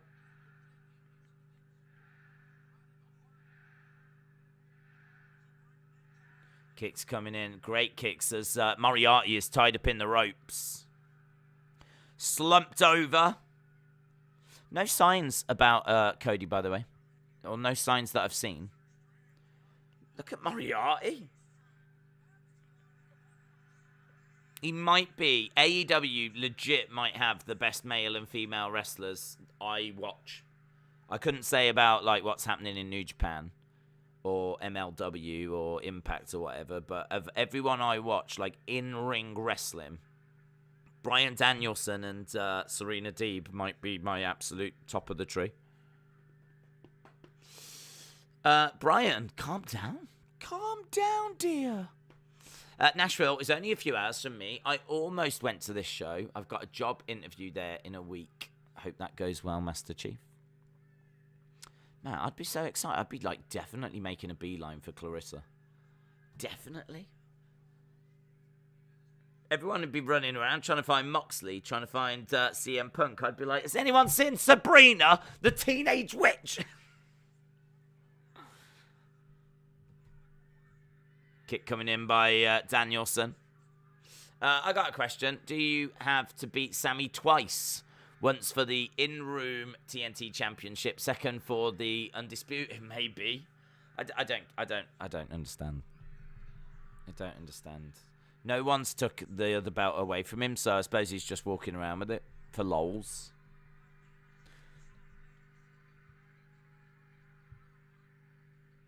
And they can make it a thing, can't they? I could see a heel going, you look like an idiot, walking around with two belts. And Sammy could, like, have a look at it, and, like, the crowd could be, like, crowd would be behind Sammy on something like that. Sammy, I could see Sammy now going, guys, do you want me to get rid of one of these belts? No. You can see it, can't you? I'd be there going, yes! Yes! You look like an idiot! Lee Moriarty, back in the corner. Minty said in room. I botched that. Oh, damn it, Minty. Botch, you'll be on Botchmania now. I am the Minty. Yeah, as I said, no signs of Cody in the crowds, which I find quite interesting. I also find, by the way, this venue interesting. You know, like how all the venues just feel the same. This one hits different. There's not much of a floor for seats. There feels like there doesn't feel like that many rows. Looking at it, like 3-4 rows on the floor, and then it goes into quite a long, steep kind of stand. It feels just the venue, like there's a big black piece running along there. Look, it feels different. This venue feels different. I like it. I like venues that feel a bit different. I like to feel like I'm going to different places. With Raw, I just feel like I'm literally going to the Raw arena, because I just feel like every arena on Raw feels exactly the same. You might as well just have an arena in Florida.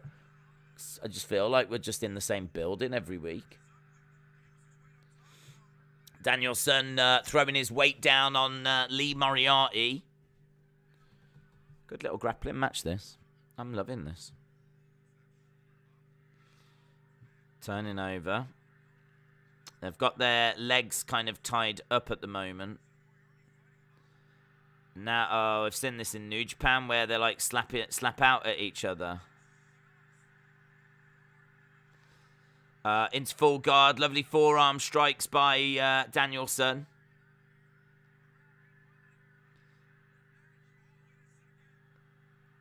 Danielson with the crossface. You won't see signs. It's like WWE. They confiscate or edit them. Do they? I haven't heard of them confiscating signs in AEW, but maybe they do. This is awesome, chants. This is awesome. Kick coming in by Danielson. It's a kinky match. Oh. I think AEW is in an actual ballroom, but I'm not sure where. Honestly, it does feel a very different venue. Nice suplex.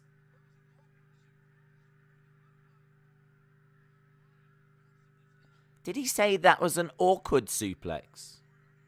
I think JR just said that was an awkward suplex. JR's giving no F's tonight, is he?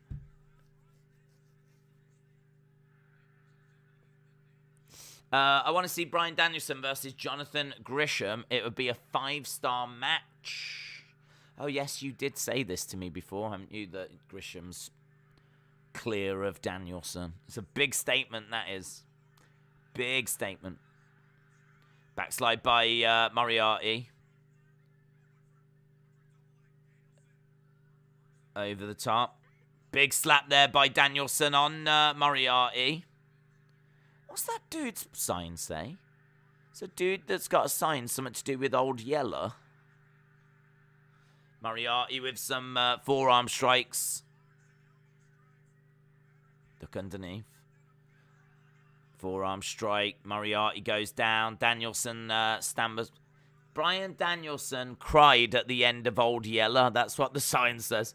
Bryan Danielson cried at the end of Old Yeller. I've not seen Old Yeller, but I'm pretty sure I would cry at the end because, you know, spoiler. I think there's a dog that doesn't make it. I mean, that would get me. I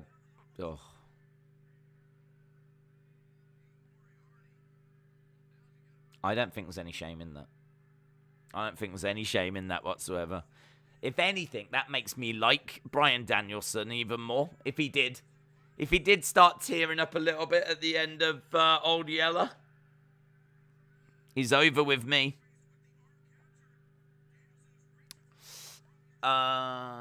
Did Moxley accept Danielson's offer? We don't know. I don't think they've said anything yet. The Old Yeller sign is a pun on Cody.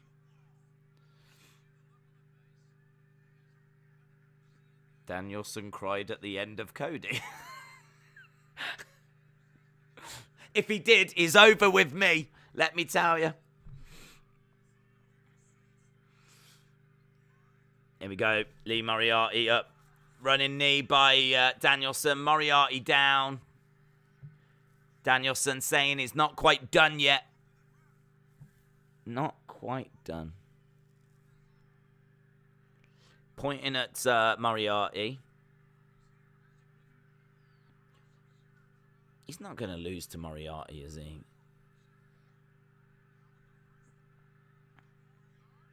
Stomping away. He's just stomping on the side of the head. It's a bit uncomfortable. And now, surely that's it. Triangle. 2. Yeah, it's done. I always get a bit worried when they're like, I could finish him, but I'm not gonna yet. You always go, it's not gonna be a roll-up, is there? But Danielson wins. That was a fantastic match, said Minty. Adrian said, I always cry at the end of Marley and Me. I've not seen that one. If Danielson and Gresham did have a match, I hope it's pure rules that would be epic. Real men aren't afraid of showing their emotions, especially when a young boy has to put down his dog because of rabies. Is that what it is? Is it rabies? Oh, God. I've never seen it. I don't want to see it. I don't want to know about it. Gee. And they made the boy do it. Oh, gee. In fairness, if I had to put a dog down, I'd make a young boy do it as well, so. Just any young boy, one walking along on the street. Come here, do this for me, would you? Here's a gun.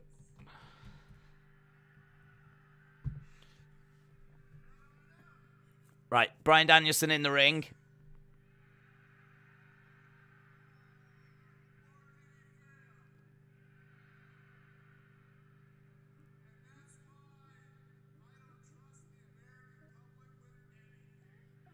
I don't trust the American public with anything.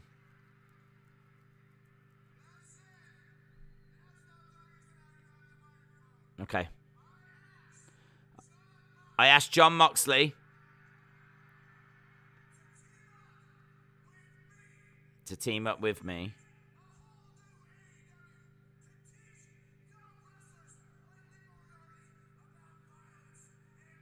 Okay, so are we going to get the answer now? Who wants an answer? I'd like an answer. I would like an answer as well, please. Here comes Moxley. Oh yeah, scar a young boy's life. Doesn't affect me, does it? Ramblin has rabies. Oh my god. Moxley's a loner. I'd be shocked if he agreed. What's he going to teach anyone? Danielson wants Moxley to join him so they can teach wrestlers. What's he going to teach them? How to barge into people in the crowd?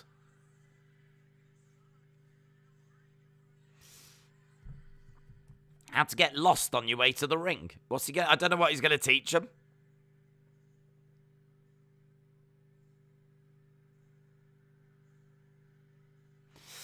Here comes Mox. These two could be the new age outsiders. Real men don't cry. No, real men do cry. Don't listen to the people who say they're real just because they don't cry. I heard losers cry. That's what I heard. If you cry, you're a loser. Unless you're watching Old Yeller, then it's fine. But only then. Daniel Bryan versus Kofi Kingston. Good match. Coach Cody said, you know, it was so cold in DC the other day. I saw a politician with his hands in his own pockets. Wow. Things are getting political. I think there's a Stardust sign. No, it's, I know why you'd think that. Is it the pink one? That one. That's, oh God, that's a character in it from the old wrestling game on NES. I forget the name. I think it's an OSW reference, OSW review. They're great, they are.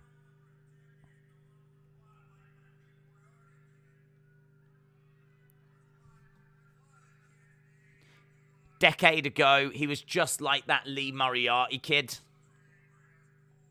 He was angry. He was poor.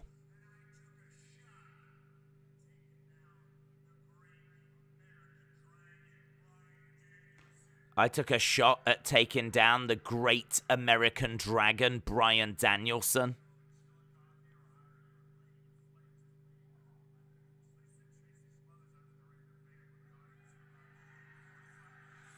Tracy Smothers reference.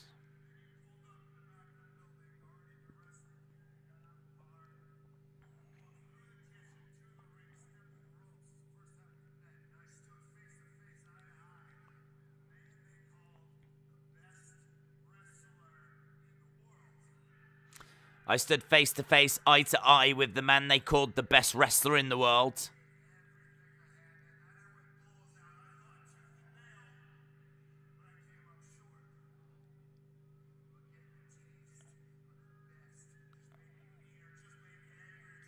The taste of the best just made me meaner, made me angrier.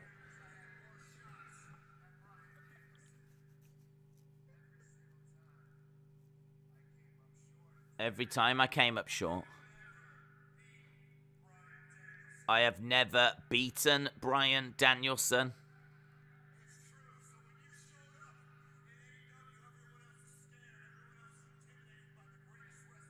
This is a good promo.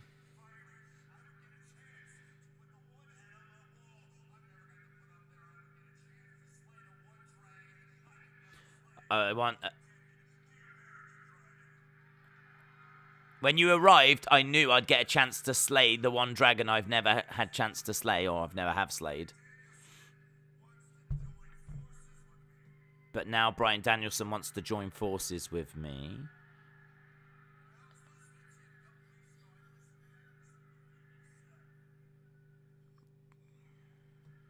Could it be match first?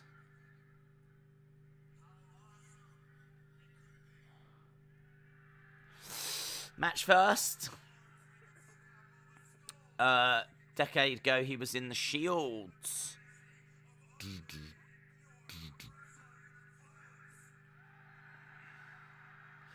Have you seen Darius just pulled out of the fight with Makachev? No. Ankle injury. You failed. That's 2 weeks running. So annoying. Who can step in? God, I hope someone does. Islam Makachev is money. So I hope someone definitely steps in because that's a big show with him on it.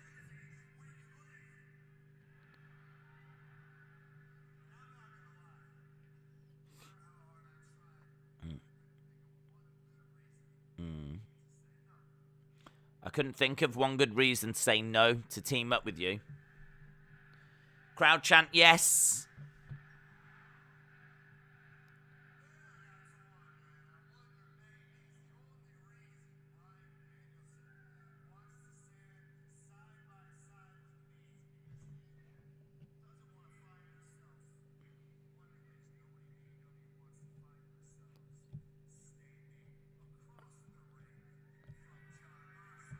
So, Moxley said, does Bryan Danielson want to team up because he doesn't want to stand opposite Jon Moxley?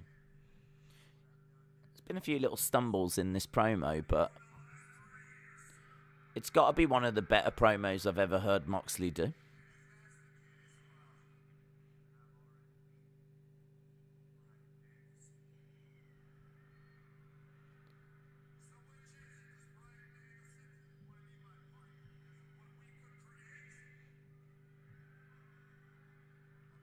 Where's this going? Are they going to have a match? I love Stone Cold shirt guy in the crowd is wearing.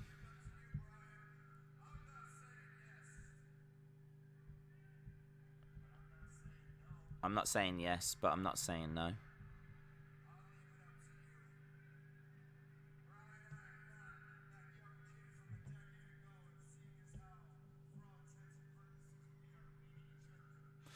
I love videos. Keep up the work. 1 minute wrestler. Did Tony remember it wrong? I thought Greg Valentine had a dog collar match with Junkyard. Those two had a feud. No, Greg Valentine and Roddy Piper had a dog collar match as well. Right, Moxley.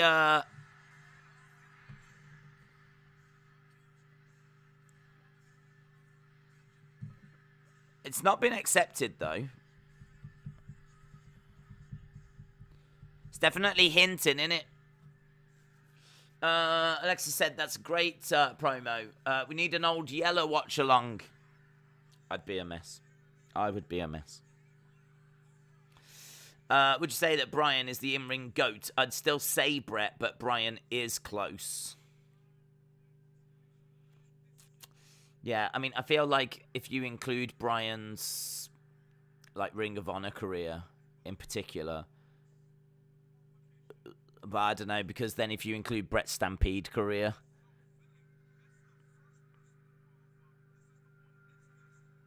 yeah, it's close.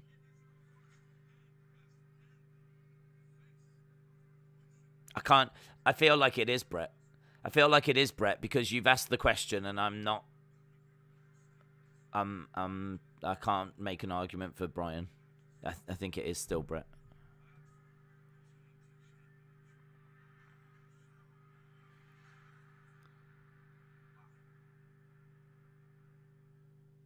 Okay, that good little vignette there by Keith Lee.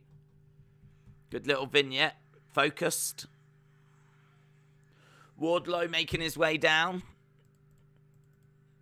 This has been a really good show. Like, it has. It's been a really good show. Great dog collar match reveal. We've had one match that was given plenty of time. It was really enjoyable. Moxley promo I thought was decent. Really good. Brett is not the in-ring GOAT. I don't think he is top 10, but I don't see Brett or Danielson near that. Who would you say is the best in-ring? Who do you think is the best in-ring ever? Yo!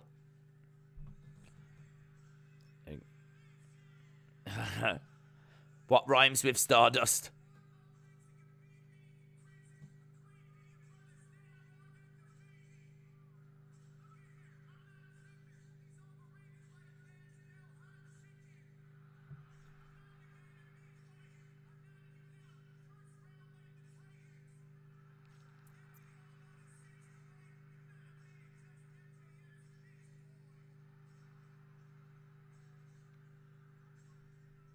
Nope.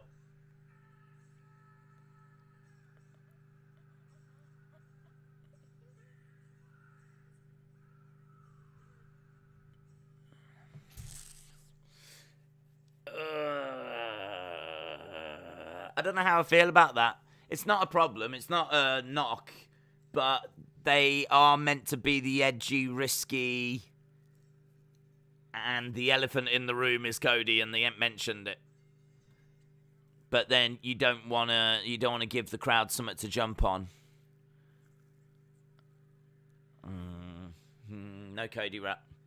It's probably the right thing because you don't want that as a distraction.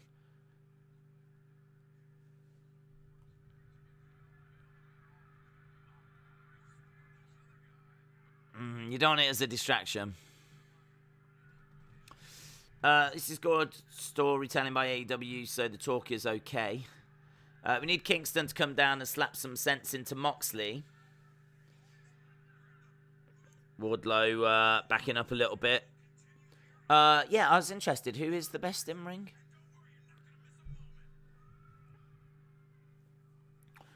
Exclusively, my source is telling me Dynamite ends at 3, just so you know. Thank you. I never know if there's an overrun or not. You know me, I get confused. All right, I think we've gone maybe to commercial break. New ref.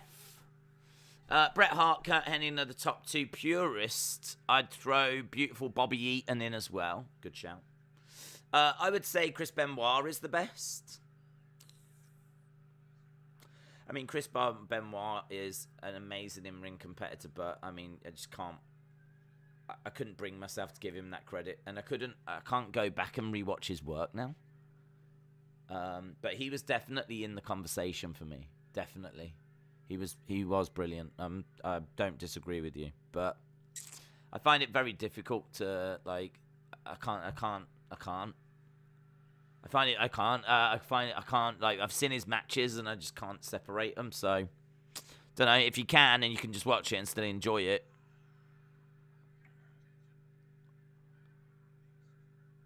But at the time when I was watching it, yeah, he was definitely in the mix. Definitely. Where would you rank AJ? I mean, for me, not a GOAT. I think the GOAT talk comes down to really how many incredible matches you had. And like with Bret, I mean, you're going back through like his match with Owen. You're going into his ladder match with Owen. You're going into the Bulldog at 92, his match with Bret Hart. The stuff he did in the Hart Foundation, he had some really great matches there. I know that he had some great matches when he was in Stampede Wrestling as well. You know, I mean, like, he tended to deliver on a very consistent basis, but there's a lot of matches that really stand out throughout his career as well. And then, like, same with Danielson. Danielson is very consistent with his match quality. But then, like, when you go through what matches stand out for Danielson, you know, I mean, like, I don't know that he really had, like, that. I mean, like, I don't remember him having, like, too many great matches when he was the champion the second time. But again, like, I mean, this is the problem, really, is that in WWE right now, they really don't prioritize in ring.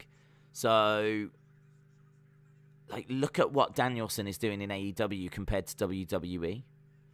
So it's really difficult because if he was allowed to do the matches he wanted to do in WWE, then maybe Danielson would be clear. But I think that there was a lot of WWE matches, you know, matches that, you know, serve a purpose, have a high spot just before we go to commercial break to get people to come back. It's not really the kind of match that is all about trying to, like, express yourself. I don't think Vince is really bothered about wrestlers on a regular basis expressing themselves. But I feel like Danielson does here. He gets to pick his opponents and he gets to work the matches he wants to work. It's really difficult. Shoulder up by Wardlow. It's tricky. I think that for me, Bret Hart, Danielson, I genuinely don't really ever think about it, like, who is the greatest in ring? Because, like, there's a lot of wrestlers that I know, like, Lou Thez was great as well. And he invented a load of moves. I mean, I'd have Lou Thez genuinely on my Mount Rushmore. So I know that, like, he was great in ring as well. But, like, I haven't seen loads of Lou Thez. I mean, and he's obviously very much of his era. So it's very hard to compare eras as well. It's tricky. It's a tricky question, that one. I like it. It's a good question. It's interesting seeing the people's answers. Edward said, you know who I'm going to say? Cena is the best in ring. I can't put anyone over Flair and Undertaker. Flair made us love Bret in WWE and Sting in WCW. Taker is by far the best big guy ever. Bret against Tom McGee. Good shout. Tom McGee, who people thought was going to be the next big thing. But it turned out it's because he literally was made to look like the next big thing because of his match with Bret. Wardlow. Powerbomb, dishing out power bombs. AJ could put on a 5-star match with a paper bag. He's that damn good. Trey, see you later, bud. Sonny said, I made a painting of a dog. Its face is realistic. The body looks like... Beep. I'm going to try and use acrylics. Did you do the one of Tommy? That's what I want. I want one of Tommy that you do rubbish. I want you to actively do one of Tommy that looks rubbish. We got Mercedes Martinez, Jamie Hayter. I just watch Rebel in these sections.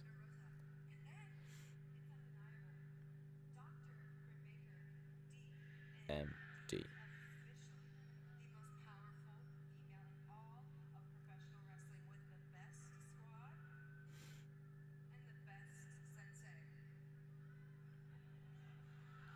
Jeez.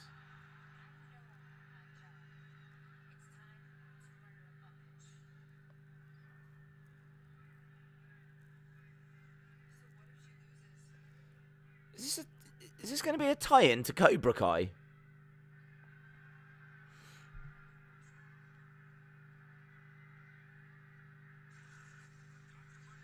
That's Kreese, yeah, Sensei Kreese. I don't know what's his real name. But he's from Cobra Kai. Don't know why he was there. But he's the sensei from Cobra Kai, which is, like, super popular. Cobra Kai is all elite. The hell is Kreese doing there? Don't know. He is the new sensei of Britt Baker. Perhaps she's cheating on Adam. With a fully grown man. I couldn't resist it. Okay, it was right there, guys. It was right there. And I was looking at it and I was like, yeah, I'm going to have it. And I had it. Thunder Rosa is walking out of Revolution, the new women's champion. Where would Cena be in your best in-ring performers? I seriously don't know.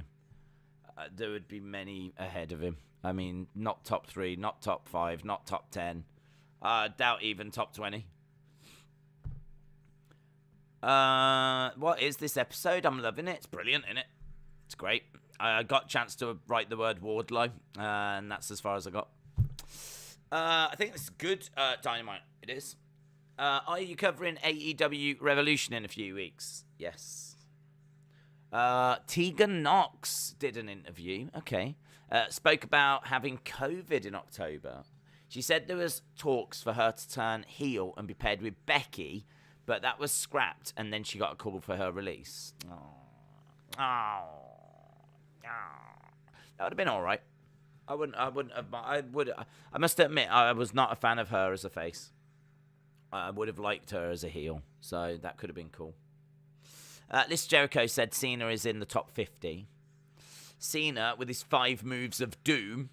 Yeah, but he did them 5 moves really well. Botwinkle. I would say Vern Gagne, but he put himself over too much. Original Cody. Botwinkle's a really good shout. That's a really good shout. Brett always made his opponents look like $1 million. Brett made Tom McGee look like the future of wrestling until he wrestled someone other than Brett. Cena is overrated. Tori said, I love talking with Thunder Rosa. She's really nice. Sonny said, I haven't made one of Tommy yet. I will try after I fix my dog painting. Come on, Sonny. Priorities.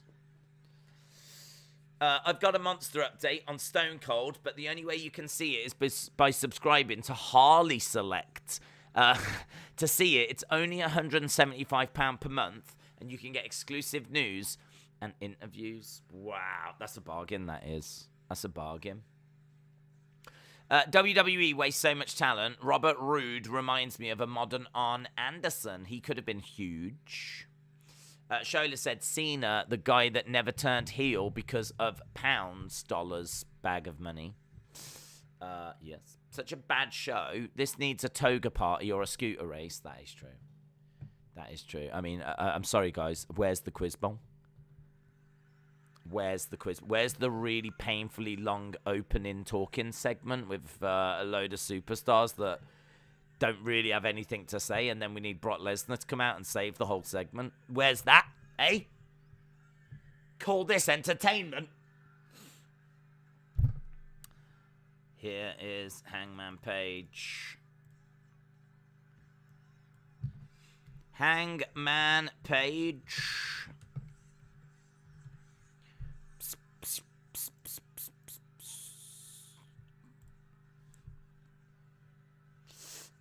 Tegan also said she's dealing with visa issues. As of today, her 90 days are up alongside Morrison Hit Row and Drake Maverick.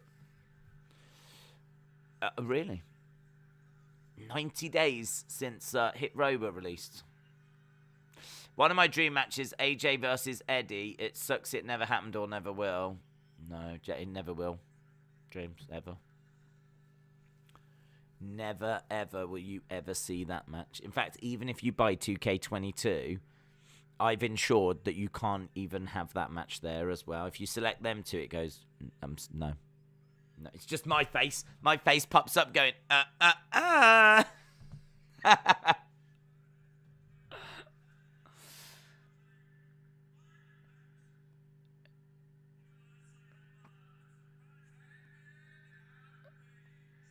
Hangman Adam Page. Where is he? There he is. Dun dun dun dun dun dun. You gave a very poor round of applause to our AEW World Champion. Don't you think it's funny that Stone Cold is a backup plan for Shane McMahon? I think it was that way during the Attitude Era as well. Originally, the plan was it was going to be The Rock and Shane that were going to dominate the Attitude Era. Adam Cole has a dad bod. That guy is laying in. Is that the same guy that had the old yellow sign? Adam Cole has a dad bod.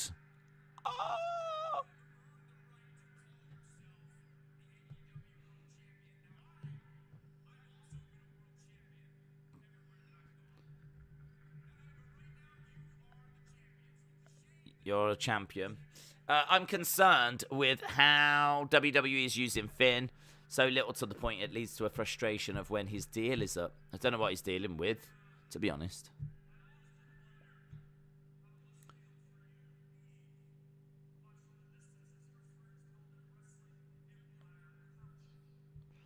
I wondered what it looked like from a distance, watching as your friends built a wrestling empire without you.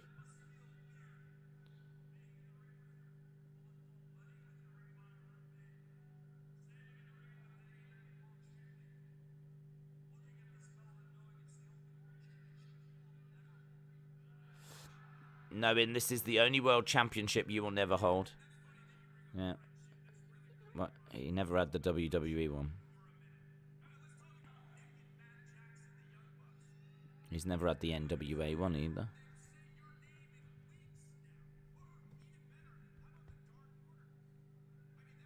He never had the IW. In fact, there's a lot of belts he's never had, actually. I mean, I'm just going to throw it out there. Cody versus Jericho at Mania. Adam Cole has spray tanned his hands.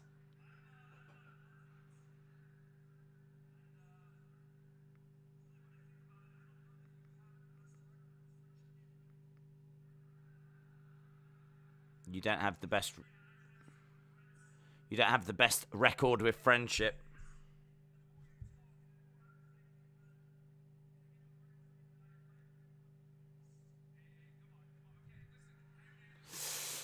This promo is fire, said Esteban. I've known you for over a decade.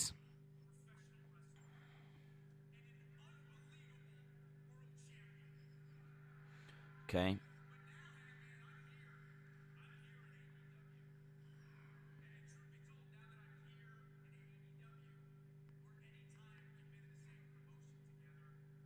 This, I mean, you can tell me if I'm wrong, but this doesn't feel like the top two guys.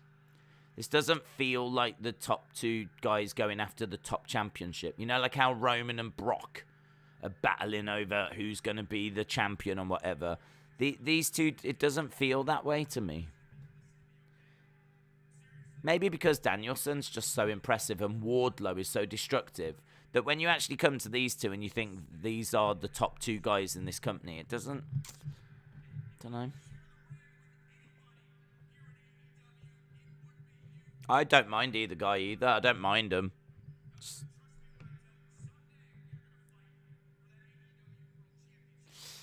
They need to hire someone who knows how to apply spray tan desperately.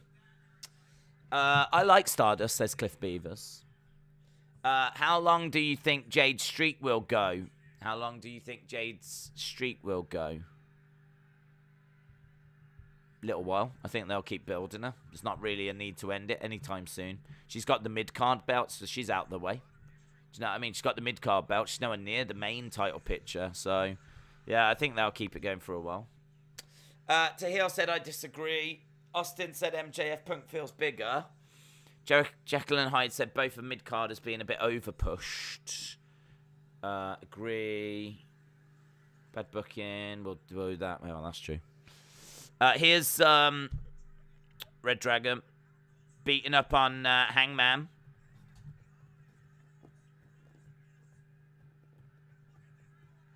Stomping away on Hangman. Are the Bucks going to come down or so? I don't know. Dark Order? Where's Dark Order? He's not really with Dark Order anymore. It's just officials. Officials coming down.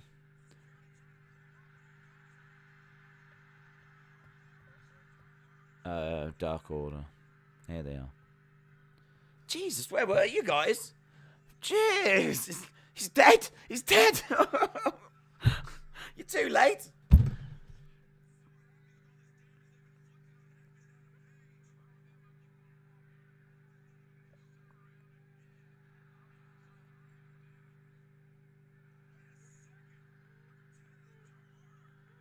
Why are they beating up the security?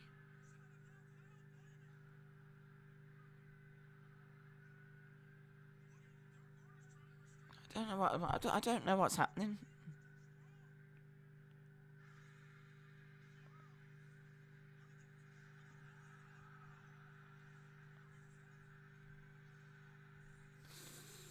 Well,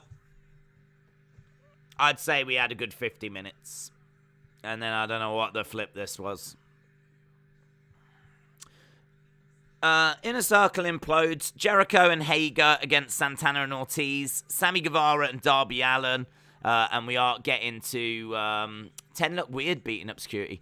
I thought that like maybe it was going to turn out to be a member of the Dark Order wearing the 10 mask or something. Like, it just didn't make any sense. Like, the security were in there to try and help Hangman. Like, they came down to help Hangman. So why did 10 just, like, start going crazy on him? He's got issues, man. He's got issues. Terrible security. Yeah, why is it that all wrestling security sucks? Yeah, get in your halftime scores. Put your halftime scores in. I don't know if we've gone to commercial break yet. I don't think so, but you can do it. That was a Merc segment. Here's Jericho, Le Champion.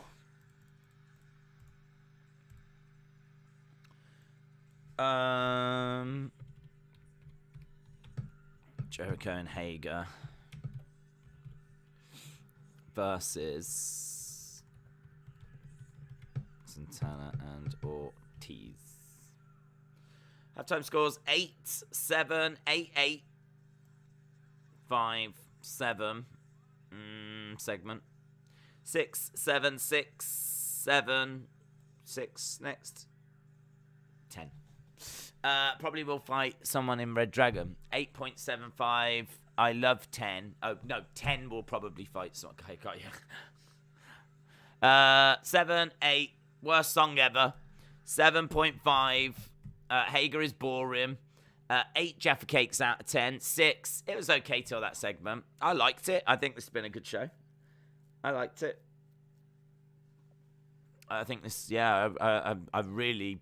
Up until that Hangman segment, I didn't really have anything to complain. I thought the Hangman Adam Cole segment was a bit flat compared to what Moxley and Danielson did. I thought that was a little bit flat in comparison. And then the Dark Order, Mass Brawl, 10 going crazy was just a bit of a low point.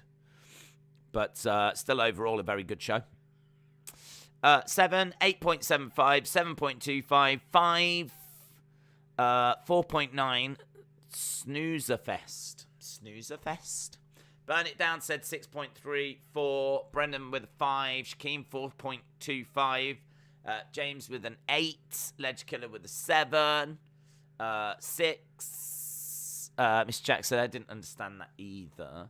Danny said 4.3. Ledge Killer says 7. Erase Mind said half of an LAX. 7 Cody's, 8 out of 10, whatever night. 6 Traitors, 8, 7, 6.19. Legacy Writer said an 8 so far for me. Inner Circle is going to implode next week. Just went up to a 7 now. Jericho is here. Do you think Cody will have an authority role in WWE? Don't think so. What do you mean by that? Like actual power? Because no. And like work, like an authority, like working with Vince being a heel. I don't think he wants to be. Got to think he wants to come in and be a face. But he said bad stuff about WWE. But then so has Ronda, and she's got pretty good reactions. So I don't know.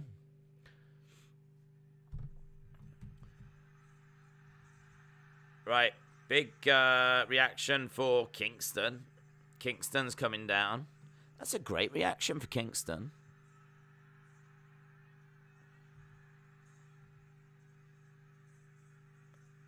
A lot of love for Eddie Kingston.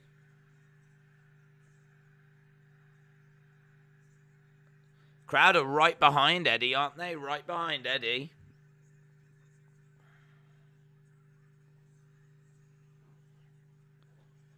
Eddie Kingston making his way down. He is at ringside. Jericho can't believe it. So Santana and Ortiz going to be taking on Jericho and Hager.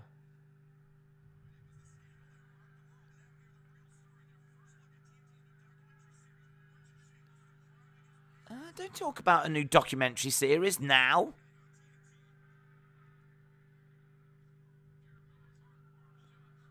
That was a bit badly placed. So, you know, Jericho is talking to Santana, and you can't quite make out what they're saying, but I'd love for the commentators to speculate. And instead, it's like, join us on Tuesday. We've got... So shut up. Shut up. Focus on what's happening. If you want to give me a stupid commercial, do it in a second. In the corner goes Jericho, big boot. Come forward. Strikes coming in by Santana. Chop coming in by Santana. What team are we supposed to boo? Jericho and Hager? I don't really know, to be honest. I don't know. I mean, I kind of like the Inner Circle, so I don't want them to break up. So I kind of feel like if they are going to break up, then it's Santana and Ortiz that are being a bit unreasonable. Even though they did make some good points about how the whole group revolves around Jericho. So I don't really know. I don't hate the match. It's a bit of a spectacle, isn't it?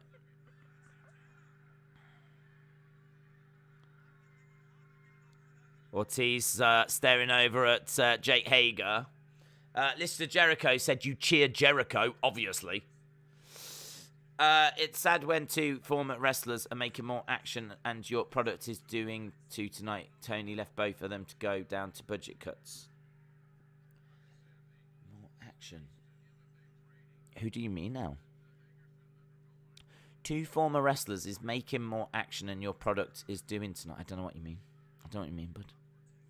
Swerve incoming. Eddie Kingston screws over Santana and Ortiz. Mabes. Don't know. The crowd are loving him though.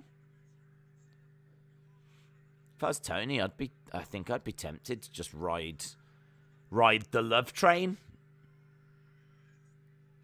Forearm strike by Ortiz on Hager. But Jericho slimmed down. He looks great. It's really windy where I live, and it's messing up the signal. We love AEW, says Pratamash. Why does Hager have AEW on his trunks? Big splash. I don't know. Why has he got such kinky trunks? Why are they so skin tight, kinky, like leopard print, purple trunks? There's a lot of questions I've got about his trunks. And that is quite a big AEW that he's got on the front, isn't it? Are these what he actually wears when he's MMA fighting? They look like boxer shorts.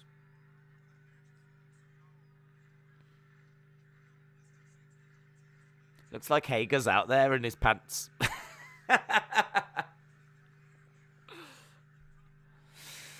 Eddie needs to have a TNT title run at some point. Picture in picture. Hager is lean. Hager is in the best shape he's been in since joining AEW. Aaron, shout out to you, dude. Hope you are well. Ledge Killer said, I liked the hockey game last night. We should have another good one for you coming up later tonight. USA versus Canada. Little bit of the old lady hockey. I can see Jericho bringing in another tag team to help him, and Hager, maybe 2.0. Be good. What about the Briscoes? That would be fun. People would love to see the Briscoes come into AEW. Hager is clown shoes. Great Car leads AEW. Bucket, Vince. Bucket. Where's Miro? Last time we saw him, he was stuck in like a white void, wasn't he? So I think he's in purgatory. I'm not sure. People love complaining about WWE, but as soon as someone does it to AEW, then people don't like it. What can I say? I'm a WWE mark, says Hayden. I'll be your teenage dream tonight. Thank you, Minty. Thank you for that. I will definitely accept. Why is Miro not destroying people? Because he's in a white void. I don't know where he is. Last time we saw him, wasn't he rambling and walking around like literally a white room? I don't think I've seen him since then. I don't know. I don't know what he's doing.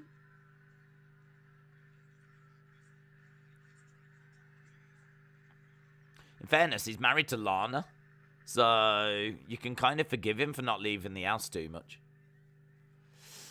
I wish AEW, WWE, and other promotions had a trading system like the NFL. Karen said he stole my boxer shorts, the thief. Well, they look lovely. Let me put them that way. Got an advert for Rampage. Rampage Slam Dunk, it's called. And Tony telling us there will be some great matches if you was in any doubt. Dog collar match is made for March 6th. Days, how long do you think it'll be till we see Cody or Stone Cold on WWE? Not long. Cody, maybe next week, if not week after. I mean, they've got some vignettes going, and I think they want to move because they're going to pay the money. They're going to want to build. I mean, and next week is, you know, we've got Revolution. That's the next AEW show. We've got Elimination Chamber out the way. I would say not before Elimination Chamber, but that's not a problem because it's literally this weekend. As soon as Elimination Chamber's out the way, there's nothing in the way. I mean, to my knowledge, there isn't a pay-per-view booked for March. So we can really get stuck into a build. And, you know, if they've got a story they want to tell and they want to give Cody a match at WrestleMania, then what are we waiting for? Get him on, get the ratings. Every week is a ratings grab. Get him on, get him working, start building a story, get the buzz, sell them tickets, get the match made, make sure that everyone knows the match is made, whatever the match is going to be. Yeah, I don't think they're going to wait around. Over the top, underneath. Stone Cold, that's an interesting one. I think he'll get announced as the host, and then it'll lead to him having a match. So I think we could see Stone Cold be announced as being a part of WrestleMania quite soon. But we might have to just wait a little while. Like, that might be something they really leave last minute, is him announcing he's having a match. Because they might just want to let people know he's there. You know, if you want to see Stone Cold, he will be there. Sell the tickets that way, and then just up the ante right at the end to really push those final ticket sales. Oh, not only is he there, he's facing Kevin Owens. It's all speculation, of course. They might not see either till the actual show, but that's kind of what I would think. AEW takes guys right when WWE releases them. So where is Christian, Ruby Riott, Tony Nese, Lio Rush? AEW isn't using them right. It's on Saturday. UFC is on Saturday. They're at different times. We've seen so many AEW, but Cody joining WWE is the first big defection. The anticipation just feels different. You need a new thumbnail. There's no more Cody. I don't want to believe it. I've only just sorted this thumbnail out, in all fairness. There's the walls. The walls. Jericho sits down. He's got Santana in the walls. Kingston's trying to inspire.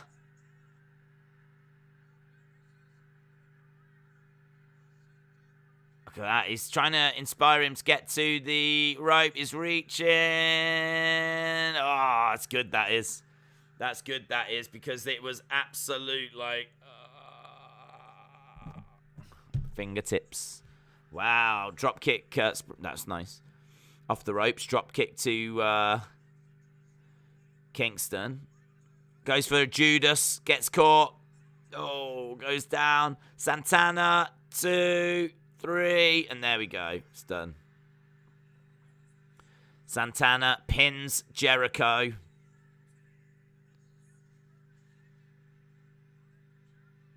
And that's it. Jericho going after Kingston. Them two are brawling. Aubrey's trying to get in between them.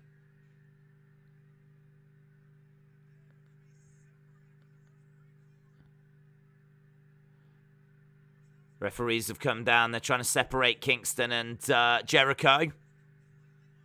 I'm sure AEW stars are going to be keeping a close eye on Cody. Seeing an AEW star in a WWE ring is going to be strange.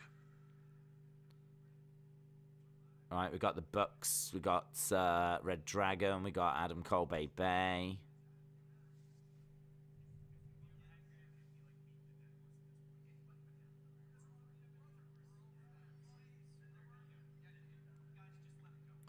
Okay. Next few weeks are huge, says Adam Cole.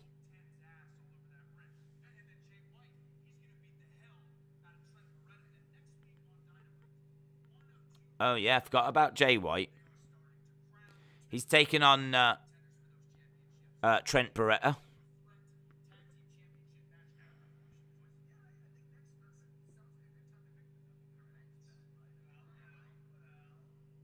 So the Bucks said it feels like a good time to get our belts back, and Red Dragon are like, well...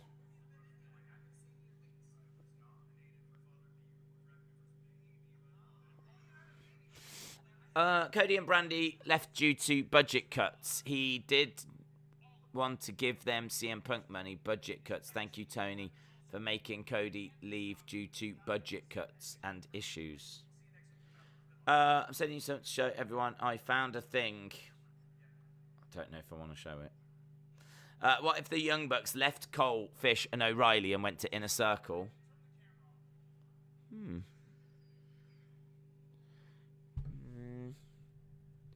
Maybe. That could be... Maybe. We got 40 minutes to go. If Cody does, in fact, join WWE, do you think Tony Khan will start adding no-compete clauses? Maybe. I mean, I don't know if he'll add a long no-compete clause, but he might want to just ensure that there is a little bit of a buffer. He might want to just ensure that there's, like... I mean, to be honest, I don't really get the non-compete thing. I'm guessing it's because for WWE, they don't want to be promoting someone on TV, and then next week they turn up on a rival show. Whereas at least this way, there's 3 months where kind of out of sight, out of mind. Doesn't really work so much for AEW, because AEW, you know what I mean? Like, WWE could bring in MJF and no one would know, like, who it is, say, in WWE. The casuals might not know who he is. And they can just build him and make him a star. So I don't know if it kind of works the other way around. But they probably might put in a little buffer. Because you definitely wouldn't want someone being on, say, Dynamite on the Wednesday, and then they rock up to SmackDown on the Friday. So you might want to just put a little something in there. But I don't think it needs to be 3 months. But I could understand if he was to put a little something in. You know, a couple of weeks, something like that. Couple of weeks, non-compete. There's a standard 2-week non-compete. It just ensures that we don't have a superstar leave on a Wednesday and turn up to another show later that night or the next night. We just have a couple of weeks where we've got a little buffer. And we can tie up any loose ends within that time. I mean, that honestly, I think would make perfectly fine business sense. But I don't think he'll go 3 months. Cody has got no contracts. There's no non-compete in this situation. Yeah, not showing that. I sent it. You get time. Don't rush. It's not being shown.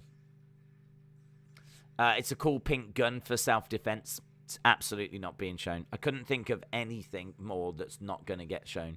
The fact that you've sent me that in my DMs literally horrifies me. James said, WWE don't want a repeat of Rick Rude being on Raw and Nitro at the same time. That's true. That's true. Right, we've gone back and we have Mercedes Martinez.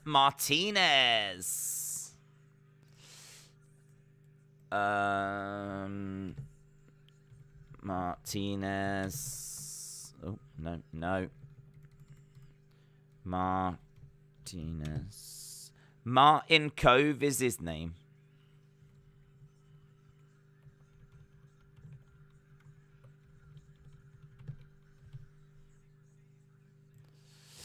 This match will have blood.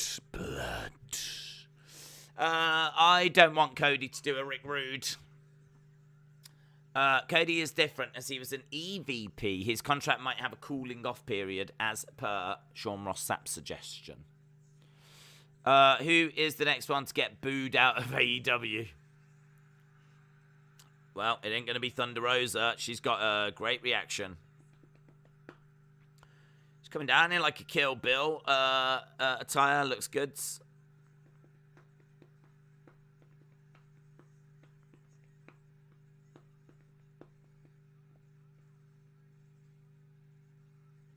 Mercedes Martinez staring at Thunder Rosa.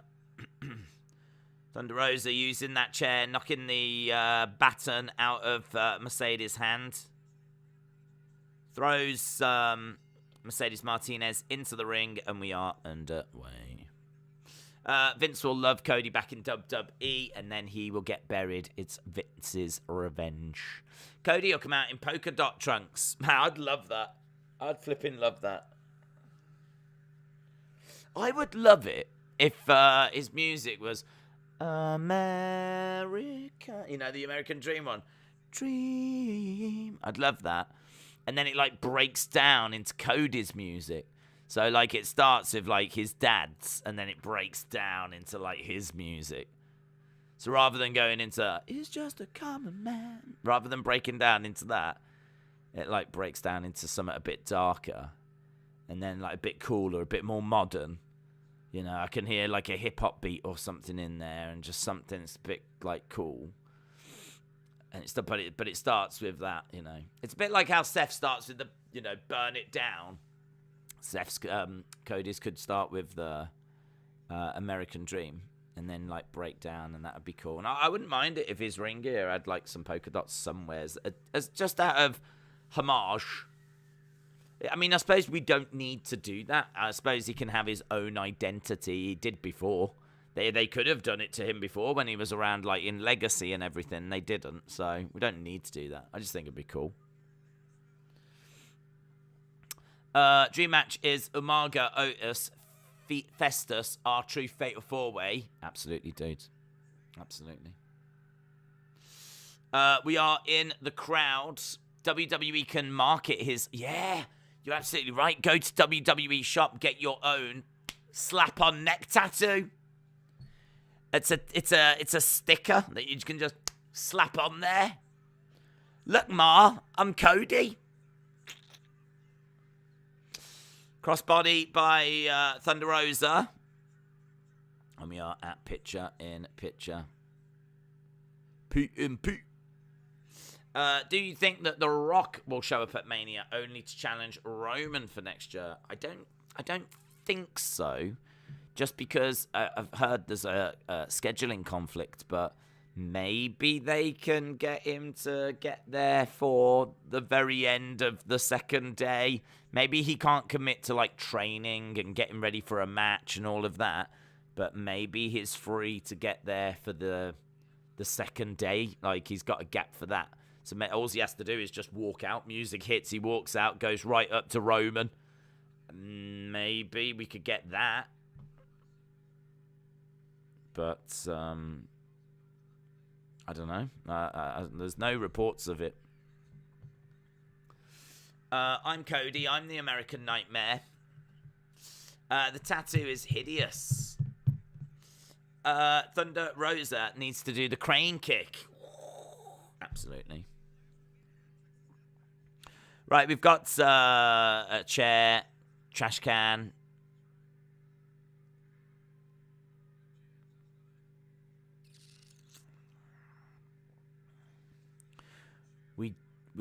I really feel like I don't need to see this on as regular a basis. I feel like chairs, trash cans, things like this, I feel like they're used quite a bit, or tables, or...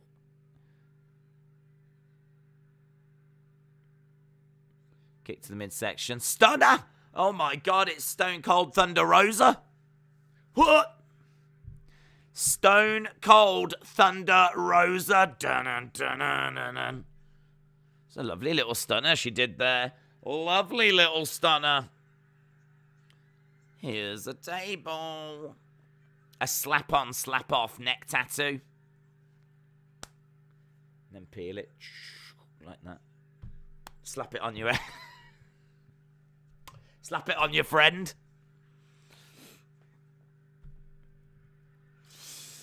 PMP. The Rock has like 3 movies shooting during Mania. It's going to be really hard.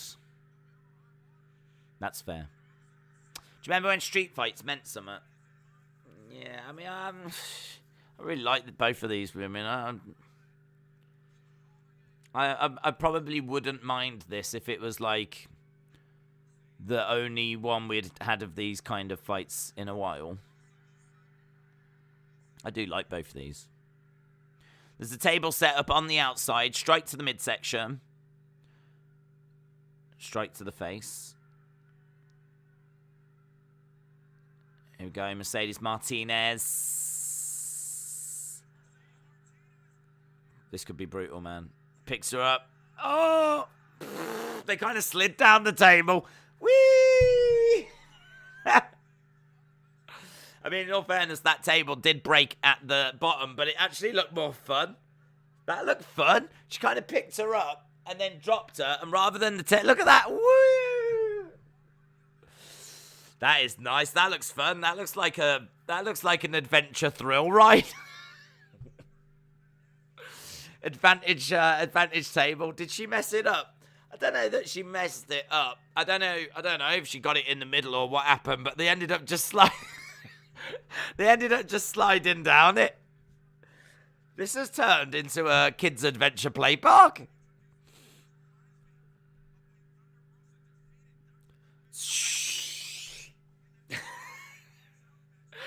No, it was good.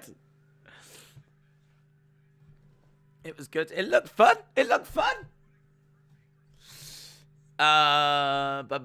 Bobby Green, who fought last weekend, has stepped in to fight Makhachev. How badass is that? Props to him, man. Props to him. Anyone getting a Kill Bill vibe? Not when they were sliding down that table.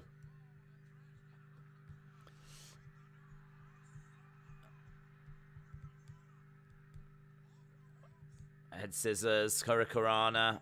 She's got a trash can. Pop. Throws it at Mercedes Martinez. Pops it on her head. Mercedes Martinez is sat in the ring with a trash can on her head. Lovely, lovely drop kick, though.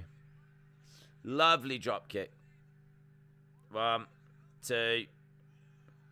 Mercedes Martinez grabs the rope. The one leg of the table wouldn't stand, so Rosa props it on the apron. Then the slide. Whee!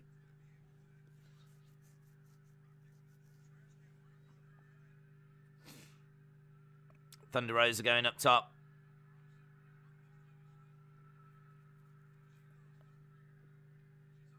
Perched. Oof. Trash can right in the midsection, right across the back.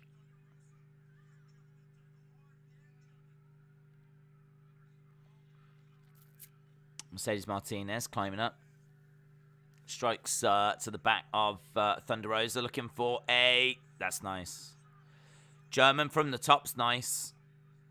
And Mercedes Martinez is back on her feet. Climbing up top. I don't know what that was, but it wasn't Macho Man-esque. That was like, let's climb up top, fall off. Mercedes Martinez with the most dangerous move in wrestling, falling off the top rope. I mean, she literally lost her foot in there. The German's nice. Not so much.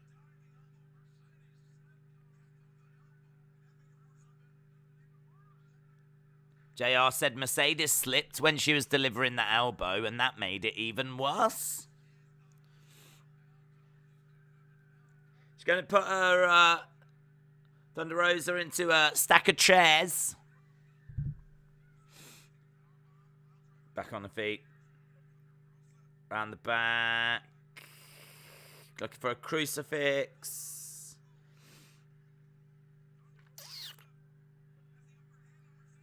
Okay. Picking her up.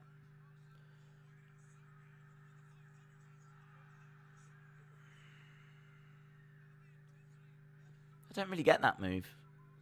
She kind of holds her as she jumps into the chairs. What, does she actually drive into the chairs?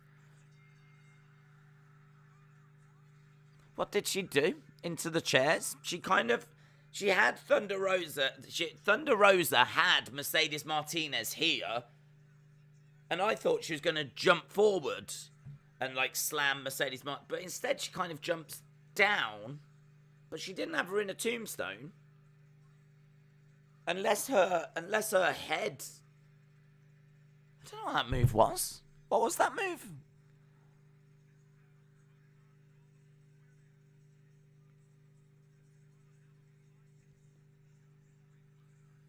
Slip slides. Rosa wins.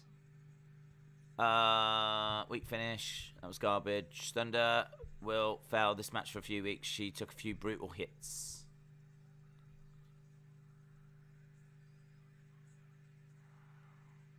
Thunder Rosa bows.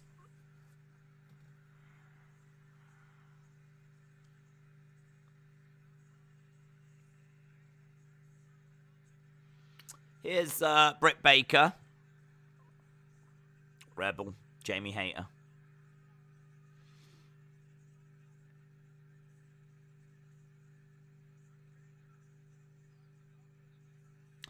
I missed the Japanese lady that lost to Britt Baker. I can't believe I forgot her name. Is that Rio?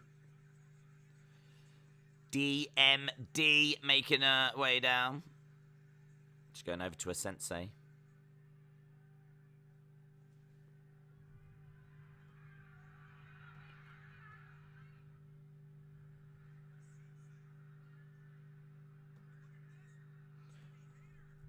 Jamie Hayter, Rebel, attack from behind.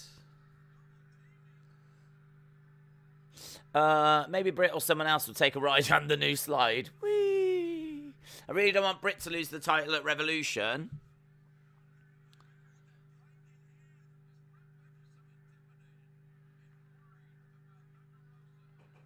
JR said, is Britt Baker so intimidated and worried about Thunder Rosa that she's going to have to go to these lengths? There's a lead pipe which she gives to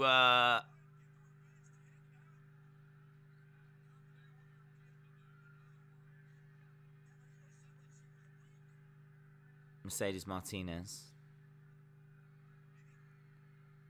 Is Mercedes Martinez she gets attacked now by Jamie Hayter. So, Jamie Hayter is unloading on Mercedes Martinez.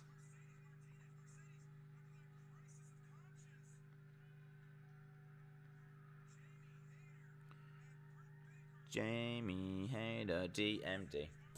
Britt Baker is the human equivalent of female toxicity. Is this a Cobra Kai Season 5 sneak peek? Oh, what, this? Nah, it can't be. No, this is House of Black. We just went to a video package then. I was like, what's this? Just playing cards in the dark. Weird cards.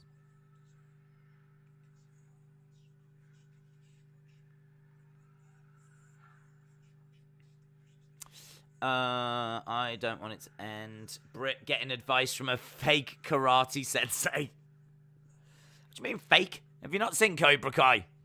Dare you? It's as real as it gets.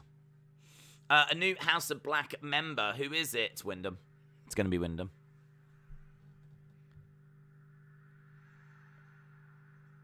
Oh my god. Yowie wowie. That is going to be Wyndham. That is going to be Wyndham. That is going to be... It's Bray. It's Bray. It's Wyndham. I saw his face. I saw his face in the background. It's Wyndham. Julia Hart. No. It did look like it, but it's Bray. House of Black sucks. I can't get behind these evil vignettes, especially what the world's going through with the evil leaders in government. That's got to be Julia. No, it was Bray. It's Buddy Matthews. It's Doy.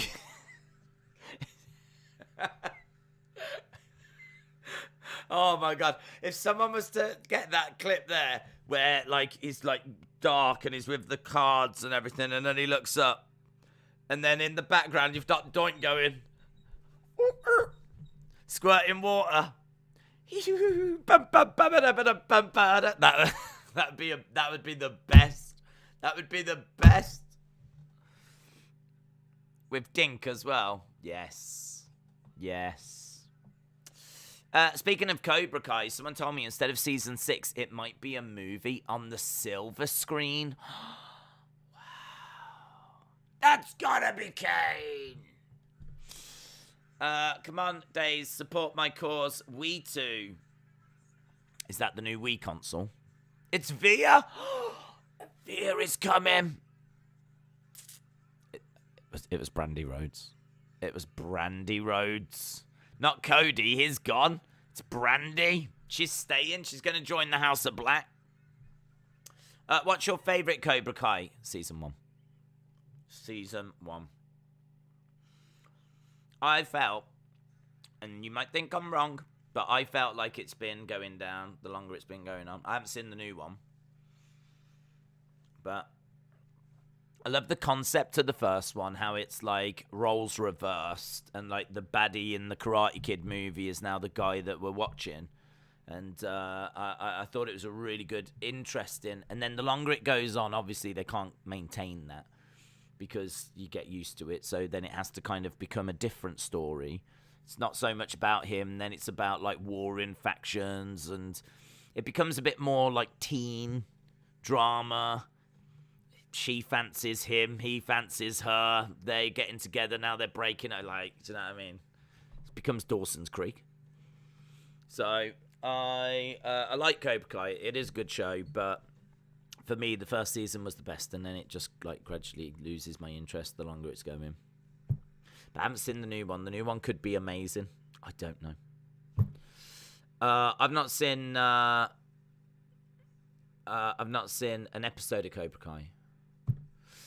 We can probably expect Johnny to show up somewhere soon. Candice is in labour as of yesterday. This has come straight from Johnny's Discord server. Do you think the second the baby is like, out, is like, that was so good. Right, I'm off to AEW. What do you think? What do you think? That'd be interesting. It's Stardust. It's Stardust. Daniel was the real bully in Karate Kid, says Brads. I've been saying Via going to the House of Black. William said, women had Me Too. We will start We Too. Females taking advantage of men under them in the workplace. Listen. Good luck with that, William. You start it and let me know how it goes. Street match between Thunder Rosa and DMD.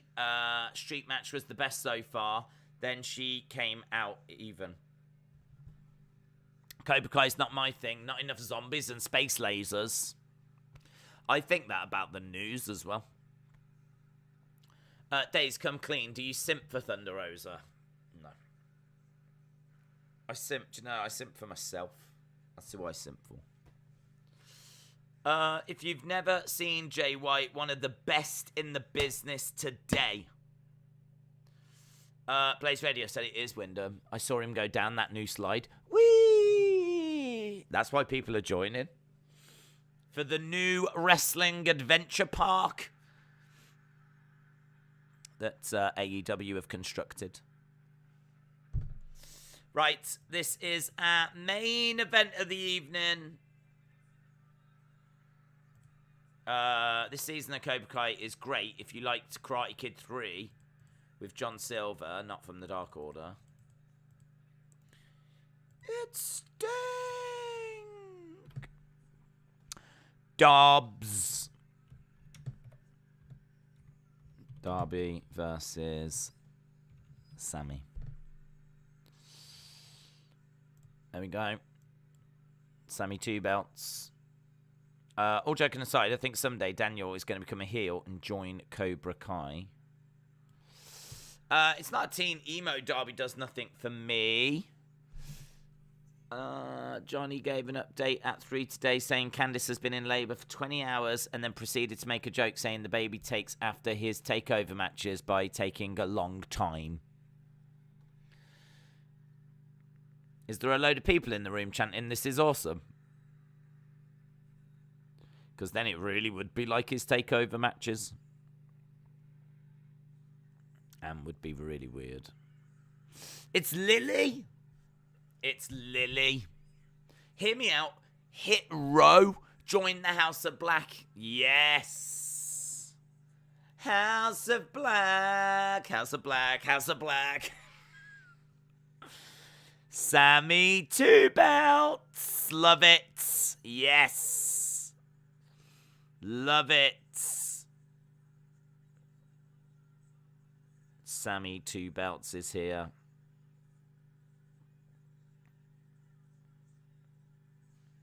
I think I like his music.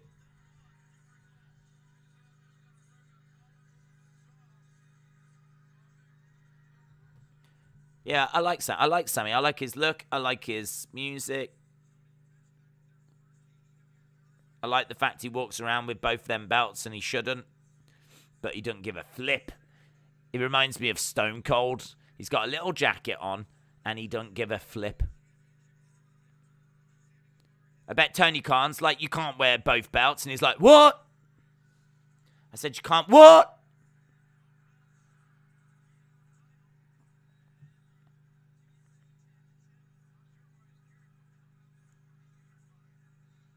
Darby is perched in the corner.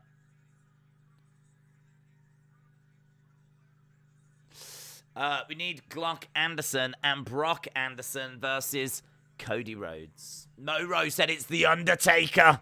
Yes. Undertaker is all elite. They've lost to Cody. They've gained a Mark Calloway.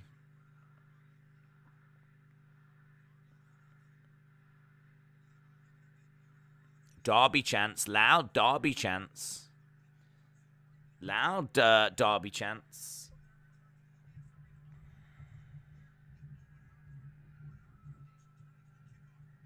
These two feel more exciting than Hangman and Adam Cole.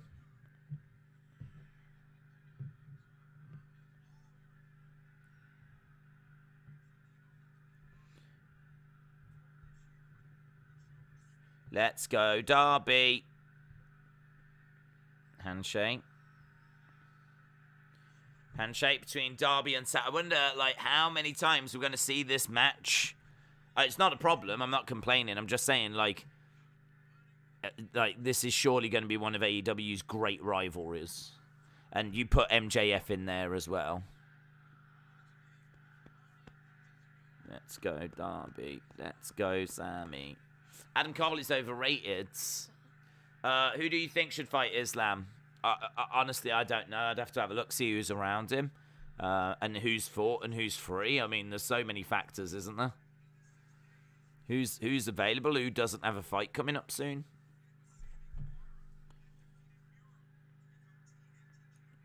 Have you got any intentions of getting the new 2K game or streaming it? No. I mean, if it's like 95 out of 100, everyone's raving about it, people are like, you need to get this, the game's amazing, then I'd be tempted. But right now, I must admit, I'm not even tempted. I'm not tempted. The advert just isn't grabbing me. I know people are excited for it, and I know that people like the look of it. It just ain't grabbing me. I don't know what I would need in order for it to grab my attention. I think there would have to be a considerable amount of legends in it. Like a lot. Dropkick by Darby. My dog is watching TV. Fantastic. Shout out to your dog. Adam Cole isn't overrated. He's goated. Joshua said, I'm pretty sure it's Buddy Murphy.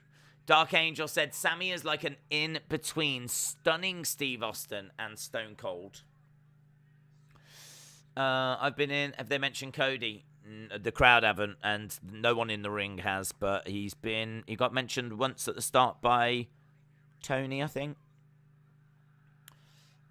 Days, say Buddy joins the House of Black. Are we at the point where AEW is just is just becoming a bit too much of a WWE landfill? Yes and no. I mean, in all fairness, Buddy is a great wrestler, and you'd have to compare with what is available and what else is out there. If they feel like they need to bring someone else in, or they want to bring someone else in, you would probably look out there and see, what's available, what can you find. Buddy, I would think, is probably one of the best wrestlers that's available. He's a great wrestler. But, yeah, I mean, bringing in Tony Nese never made much sense to me, to be honest. I never understood the Tony Nese sign-in. And there's a few sign-ins that they've made that I've kind of gone, I don't get it. Buddy, I would get it, but it wouldn't be something that would impress me or anything. If it is Buddy, I wouldn't. I'd very easily shrug it off. But he is good. I'm sure you could get some stuff out of him. 2K22 will most likely have a good amount of legends because in GM mode, there's a section that lists legends that you can sign. Well, we'll have to see. Anything big planned for Raw 1500? When is that? I don't even know when that is. It's Danhausen making the House of Black once and for all very nice, very evil. We are underway. We've got 10 minutes to go. The game is practically filled with legends.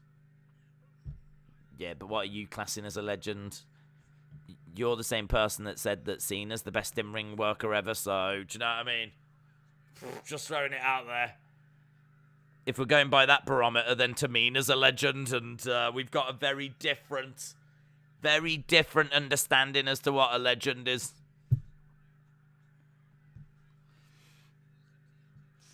Raw 1500 is Monday. Is it really? I haven't seen them advertise that as a big Raw. Is it really? Raw 1500 is on Monday. No, then.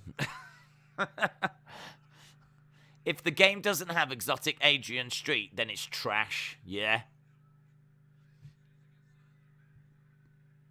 What was his wife called? I can't remember her name. His wife was his manager. Pick up, Sammy. Slam down. The game will have more legends than actual roster stars. Well, we'll see. I haven't seen what the roster looks like. I mean, that must be a hell of a roster then. Man United 2 defeated Brighton 0 at Old Trafford. They did. Hammer Studio said, my dog is making reactions at the TV. He's probably a Darby Allin fan, and honestly, right now, Sammy is in control. So he's probably a little bit concerned by how this is playing out. That's what I would imagine. Darby in the corner. Very nice, very evil. It's Arn Anderson that's joining the House of Glock. AEW has a few free agents signed up already, and they're just waiting to choose when to debut them. Sean Ross Sapp reported it earlier on Fightful on YouTube. It's fine. I only play as The Rock anyway, said the Lister Jericho. It's Vince. That was me all along. Sean said the hype around 2K22 is that they brought back GM mode. Darby colliding into the back of Sammy. Will Cody still be on Go Big Show and have Rhodes to the top? Apparently not Rhodes to the top. Apparently not Rhodes to the top, but Go Big Show. I'd imagine he'll be off that as well, probably. Those are shows that, you know, appearances that I think they sort of used to kind of raise his profile to help raise the profile of AEW. So I'd imagine there's probably a slot open now for a new judge. Maybe Jericho could do it. He loves getting involved in whatever he can get involved in. If Cena is the best, then Bad Bunny needs to be on screen more. Love those splashes, says Moro.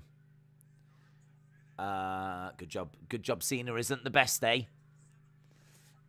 With Cody still... Oh, I answered that one. A lot of release stars already confirmed. Carrion, Keith Lee, Lana, Isaiah Swerve, and Nia Jax.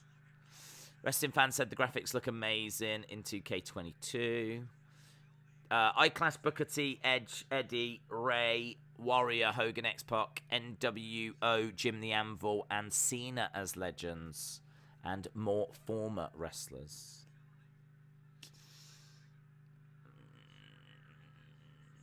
Yeah. I mean, I'll have to see what the roster is.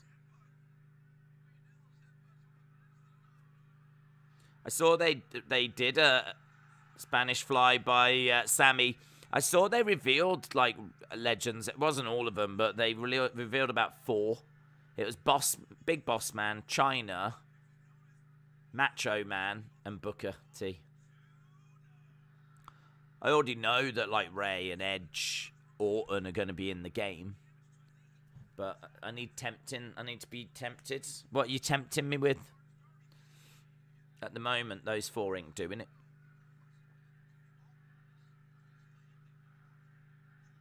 So, yeah, I don't know when the full roster's out, but I'll give it a peruse.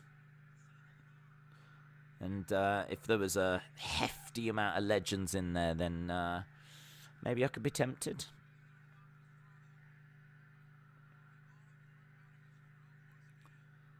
Sammy has got Darby. We're into the final 6 minutes. Duck underneath by Sammy. Goes down. Darby working. Figure 4. Figure 4. I think there's a kid in the front row that's got half his face painted, yeah. He's shouting, tap, tap, tap. He's shouting at Sammy to tap.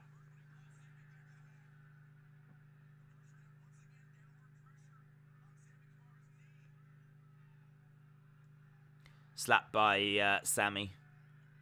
Slap coming back by Darby. These two trading slaps back and forth. And the figure 4 is broken. Crowd are really into this match. A lot on their feet applauding. 5 minutes to go. Legends announced so far. Macho Man, Boss Man, Beth Phoenix, Bret Hart. I didn't see Bret Hart. Eddie, Eric Bischoff, Goldberg, Hogan. Jim Neidhart, Kane, Ted DiBiase, Ultimate Warrior, Kevin Nash, and 6. 1, 2, 3, 4, 5, 6, 7, 8, 9, 10, 11, 12, 13, 14, 15, 16. No. Thank you, though. Nice stunner. Against the ropes goes Darby. Ooh, got caught into a cutter. Good cutter by Sammy. Good little match, this. Good little match. What about Linda? She is in the game. Do you get to take her on a date? She gets to pop round when Vince is out. If so, done. Deal. There's 3 Undertakers in the game.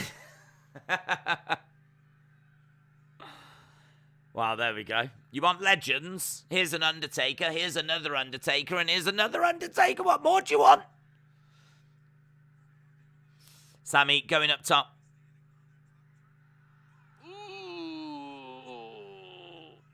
Senton on the edge of the ring, and he goes crashing to the outside.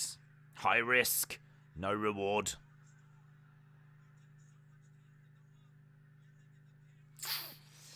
It's been reported Cody is going to WWE and might be back at the Performance Center as early as next weekend. That is shocking to me, says Justin. Justin, it's shocking to all of us. There's more, I just couldn't fit him in. Roddy Piper, okay. Scott Hall and The Undertaker. So we're up to 19, and I'd say there's around about 5 or 6 there that I'm tempted by. I mean, I should have said there needs to be lots of legends, and there needs to be lots of legends that I would actively want to, like, play as. I'm not really interested in playing as 6. And I'm not really bothered about playing as Ted DiBiase. But, Roddy Piper. With a playable Doink and Dink value on the game. Now there's a man that knows what I'm after. Here we go. Of course you know it would. You know it would. Would they do a Doink special edition?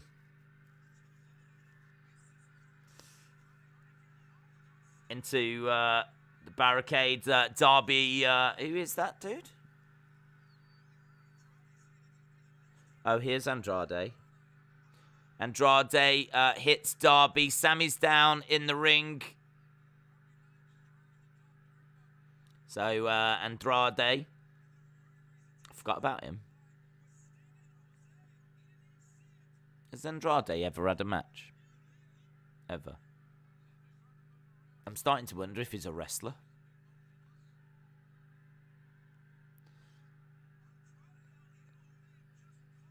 Darby is down. Would you rather see Booker T instead of Austin? What, at WrestleMania? Nah, take Austin. He's got Darby on his shoulders.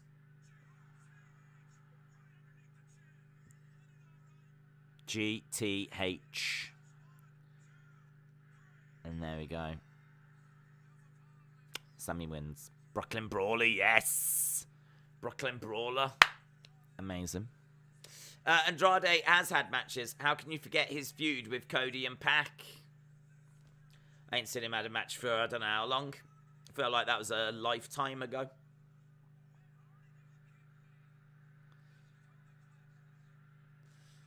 Hardy's come down and is beating up on Darby. Why did Andrade help Sammy? I don't know. Now he's going to go after Sammy. Everyone's getting it. Everyone's getting it. I don't know what this weapon is and what's killing all these wrestlers. What is it? What is he hitting them with? What is he murdering everyone with? Whatever. I mean, like, I saw Sammy going onto the edge of the ring. Did a senton onto the edge of the ring, and whatever he's been walloping him with has absolutely incapacitated him. It's the most deadly weapon I've ever seen.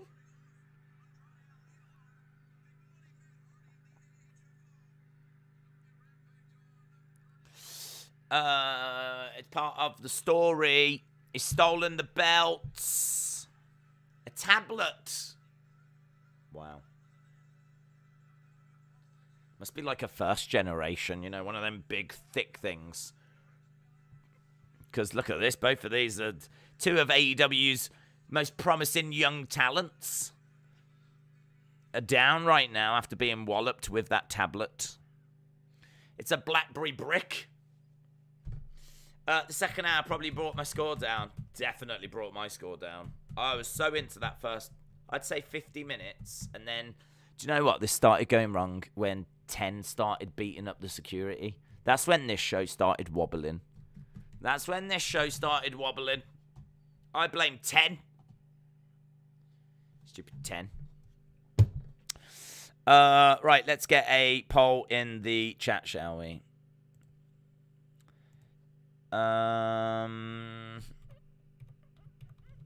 This show feels like it was booked by two different people.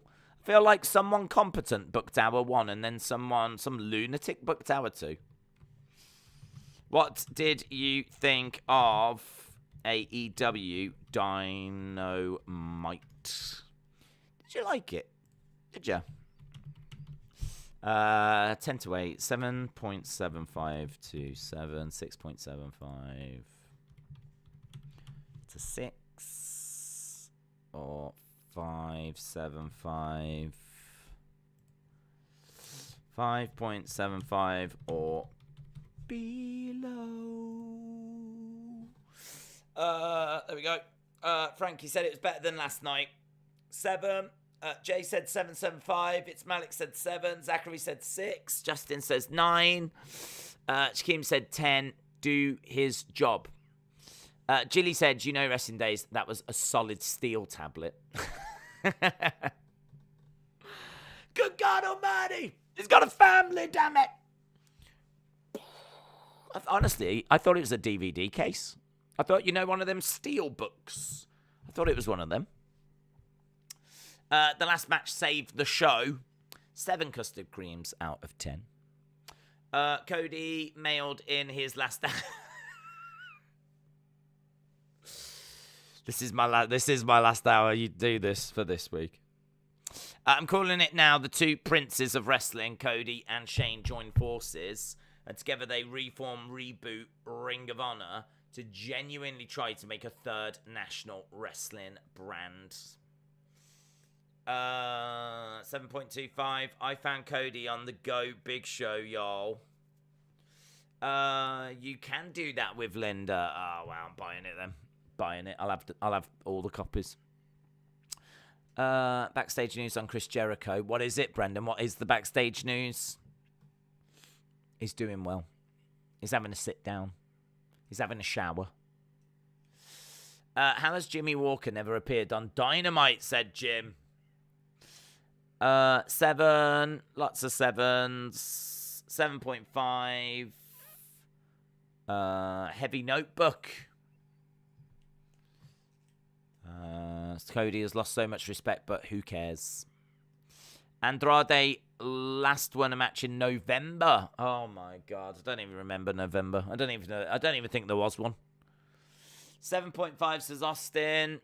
Sammy 3 belts. They should have had Cody driving away at the end. It's a work. Cody left AEW, but he's not going to WWE, said Justin. Days, what do you get when you cross Sunny with Sunny? I don't know. What do you get when you cross Sunny with Sunny?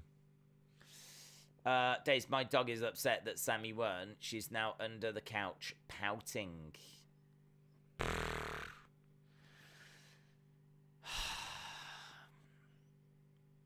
What does she give the show? What does she score the show out of 10? That's what I want to know. 6.21 split personality bookings out of 10. Yeah, this is a hard show to score, man. I reckon at the halfway point, I was at about 7.5. And then I'd say that second hour brought my score down. I don't want to reduce it too much because I thought that there was some really good stuff on this show. I thought there was some good stuff. I thought for the majority of the main... I didn't need that stupid finish. But the majority of the main event I thought was goods. Mercedes and Thunder just never seemed to click for me. And there was a few little botches and a few little weird moments, and I still don't get the ending. And the little table slide was just funny, and I don't know. I don't know. That match didn't really click. The Jericho tag match was all right. I mean, to be honest, Danielson at the start really set the benchmark, and then, how do you follow that? How do you follow Danielson? CM Punk revealing the dog collar was brilliant. CM Punk and the dog collar is amazing. Danielson's fantastic. The Moxley promo was, decent. Like that I can't remember if there was anything else, but up till about the first 50 minutes, I was like, I'm loving this. And then we got the Hangman thing, and I don't know, that promo seemed to miss the mark a bit for me. And then 10 came down and went mental on the security guards, and that didn't make any sense. So, yeah, about halfway, I was like, about 7.5. And then I think, the rest of it has kind of brought it down to about a 7 or a 6.75. It's kind of around that sort of ballpark, to be honest. I'll go 7. I really enjoyed the Bryan Danielson match. Is there any way, I'm just going to throw it out there, in case anyone from AEW is watching, is there any way that we can just have 2 hours of Bryan Danielson? Is that possible? 2 hours of Bryan Danielson, little bit of Serena Deeb. That'll do me. I don't mind if we have a CM Punk MJF promo in there. And you can even do a little bit of Darby and Sammy at the end. That'd be good. Bit of Darby, Sammy. I'll take Thunder Rosa against Britt Baker anytime that you want to do that match as well. But, yeah, I can't do without the rest. Austin said 7 for me as well. Right, let's see what you lot think. I am doing the Olympics. I need to go and make some food, man. Hungry. Rumor Legends, Bulldog. That would get me interested. Perfect, yes. They would grab me. What did you think of AEW Dynamite? 7.5 to 7. 10 to 8, 30%. Yeah, I think I'm kind of where you lot are. 7 to 7.75, but the lower end. But yeah, I think we're all tied up here. I think not bad. Not bad. Right, okay, we're done. We are doing Winter Olympics tomorrow. I don't really have anything tomorrow. I've got to get UFC research done, and we'll do a bit more Winter Olympics. But we're back on Friday with SmackDown, Rampage, and we'll probably give a look at, what's it called? NXT Up, or what it's Level Up, or whatever it is. We'll probably give that a little look. So that's after SmackDown. Rampage is on before SmackDown this week. So I can see Friday being Rampage, SmackDown, NXT Level Up. Then we'll do a bit of Winter Olympics. Then we go into Saturday where we've got Elimination Chamber. Then we've got UFC. There's going to be football in there as well. It's it's a great weekend, a busy weekend, but horrible weekend for trying to fit in, sleep, and have something to eat and all that kind of stuff. It's just going to be non-flipping stop. So big weekend this weekend with some big things going down. So yeah, if you are around, make sure that you join us. Should be fun, should be good. Elimination Chamber looks like a decent card. So yeah, should be good. Right, I'm going to go and grab something to eat. Thanks a lot for watching. Hope you enjoyed the stream. Hope you enjoyed AEW Dynamite. And hopefully, I'll see you again next time. Bye for now.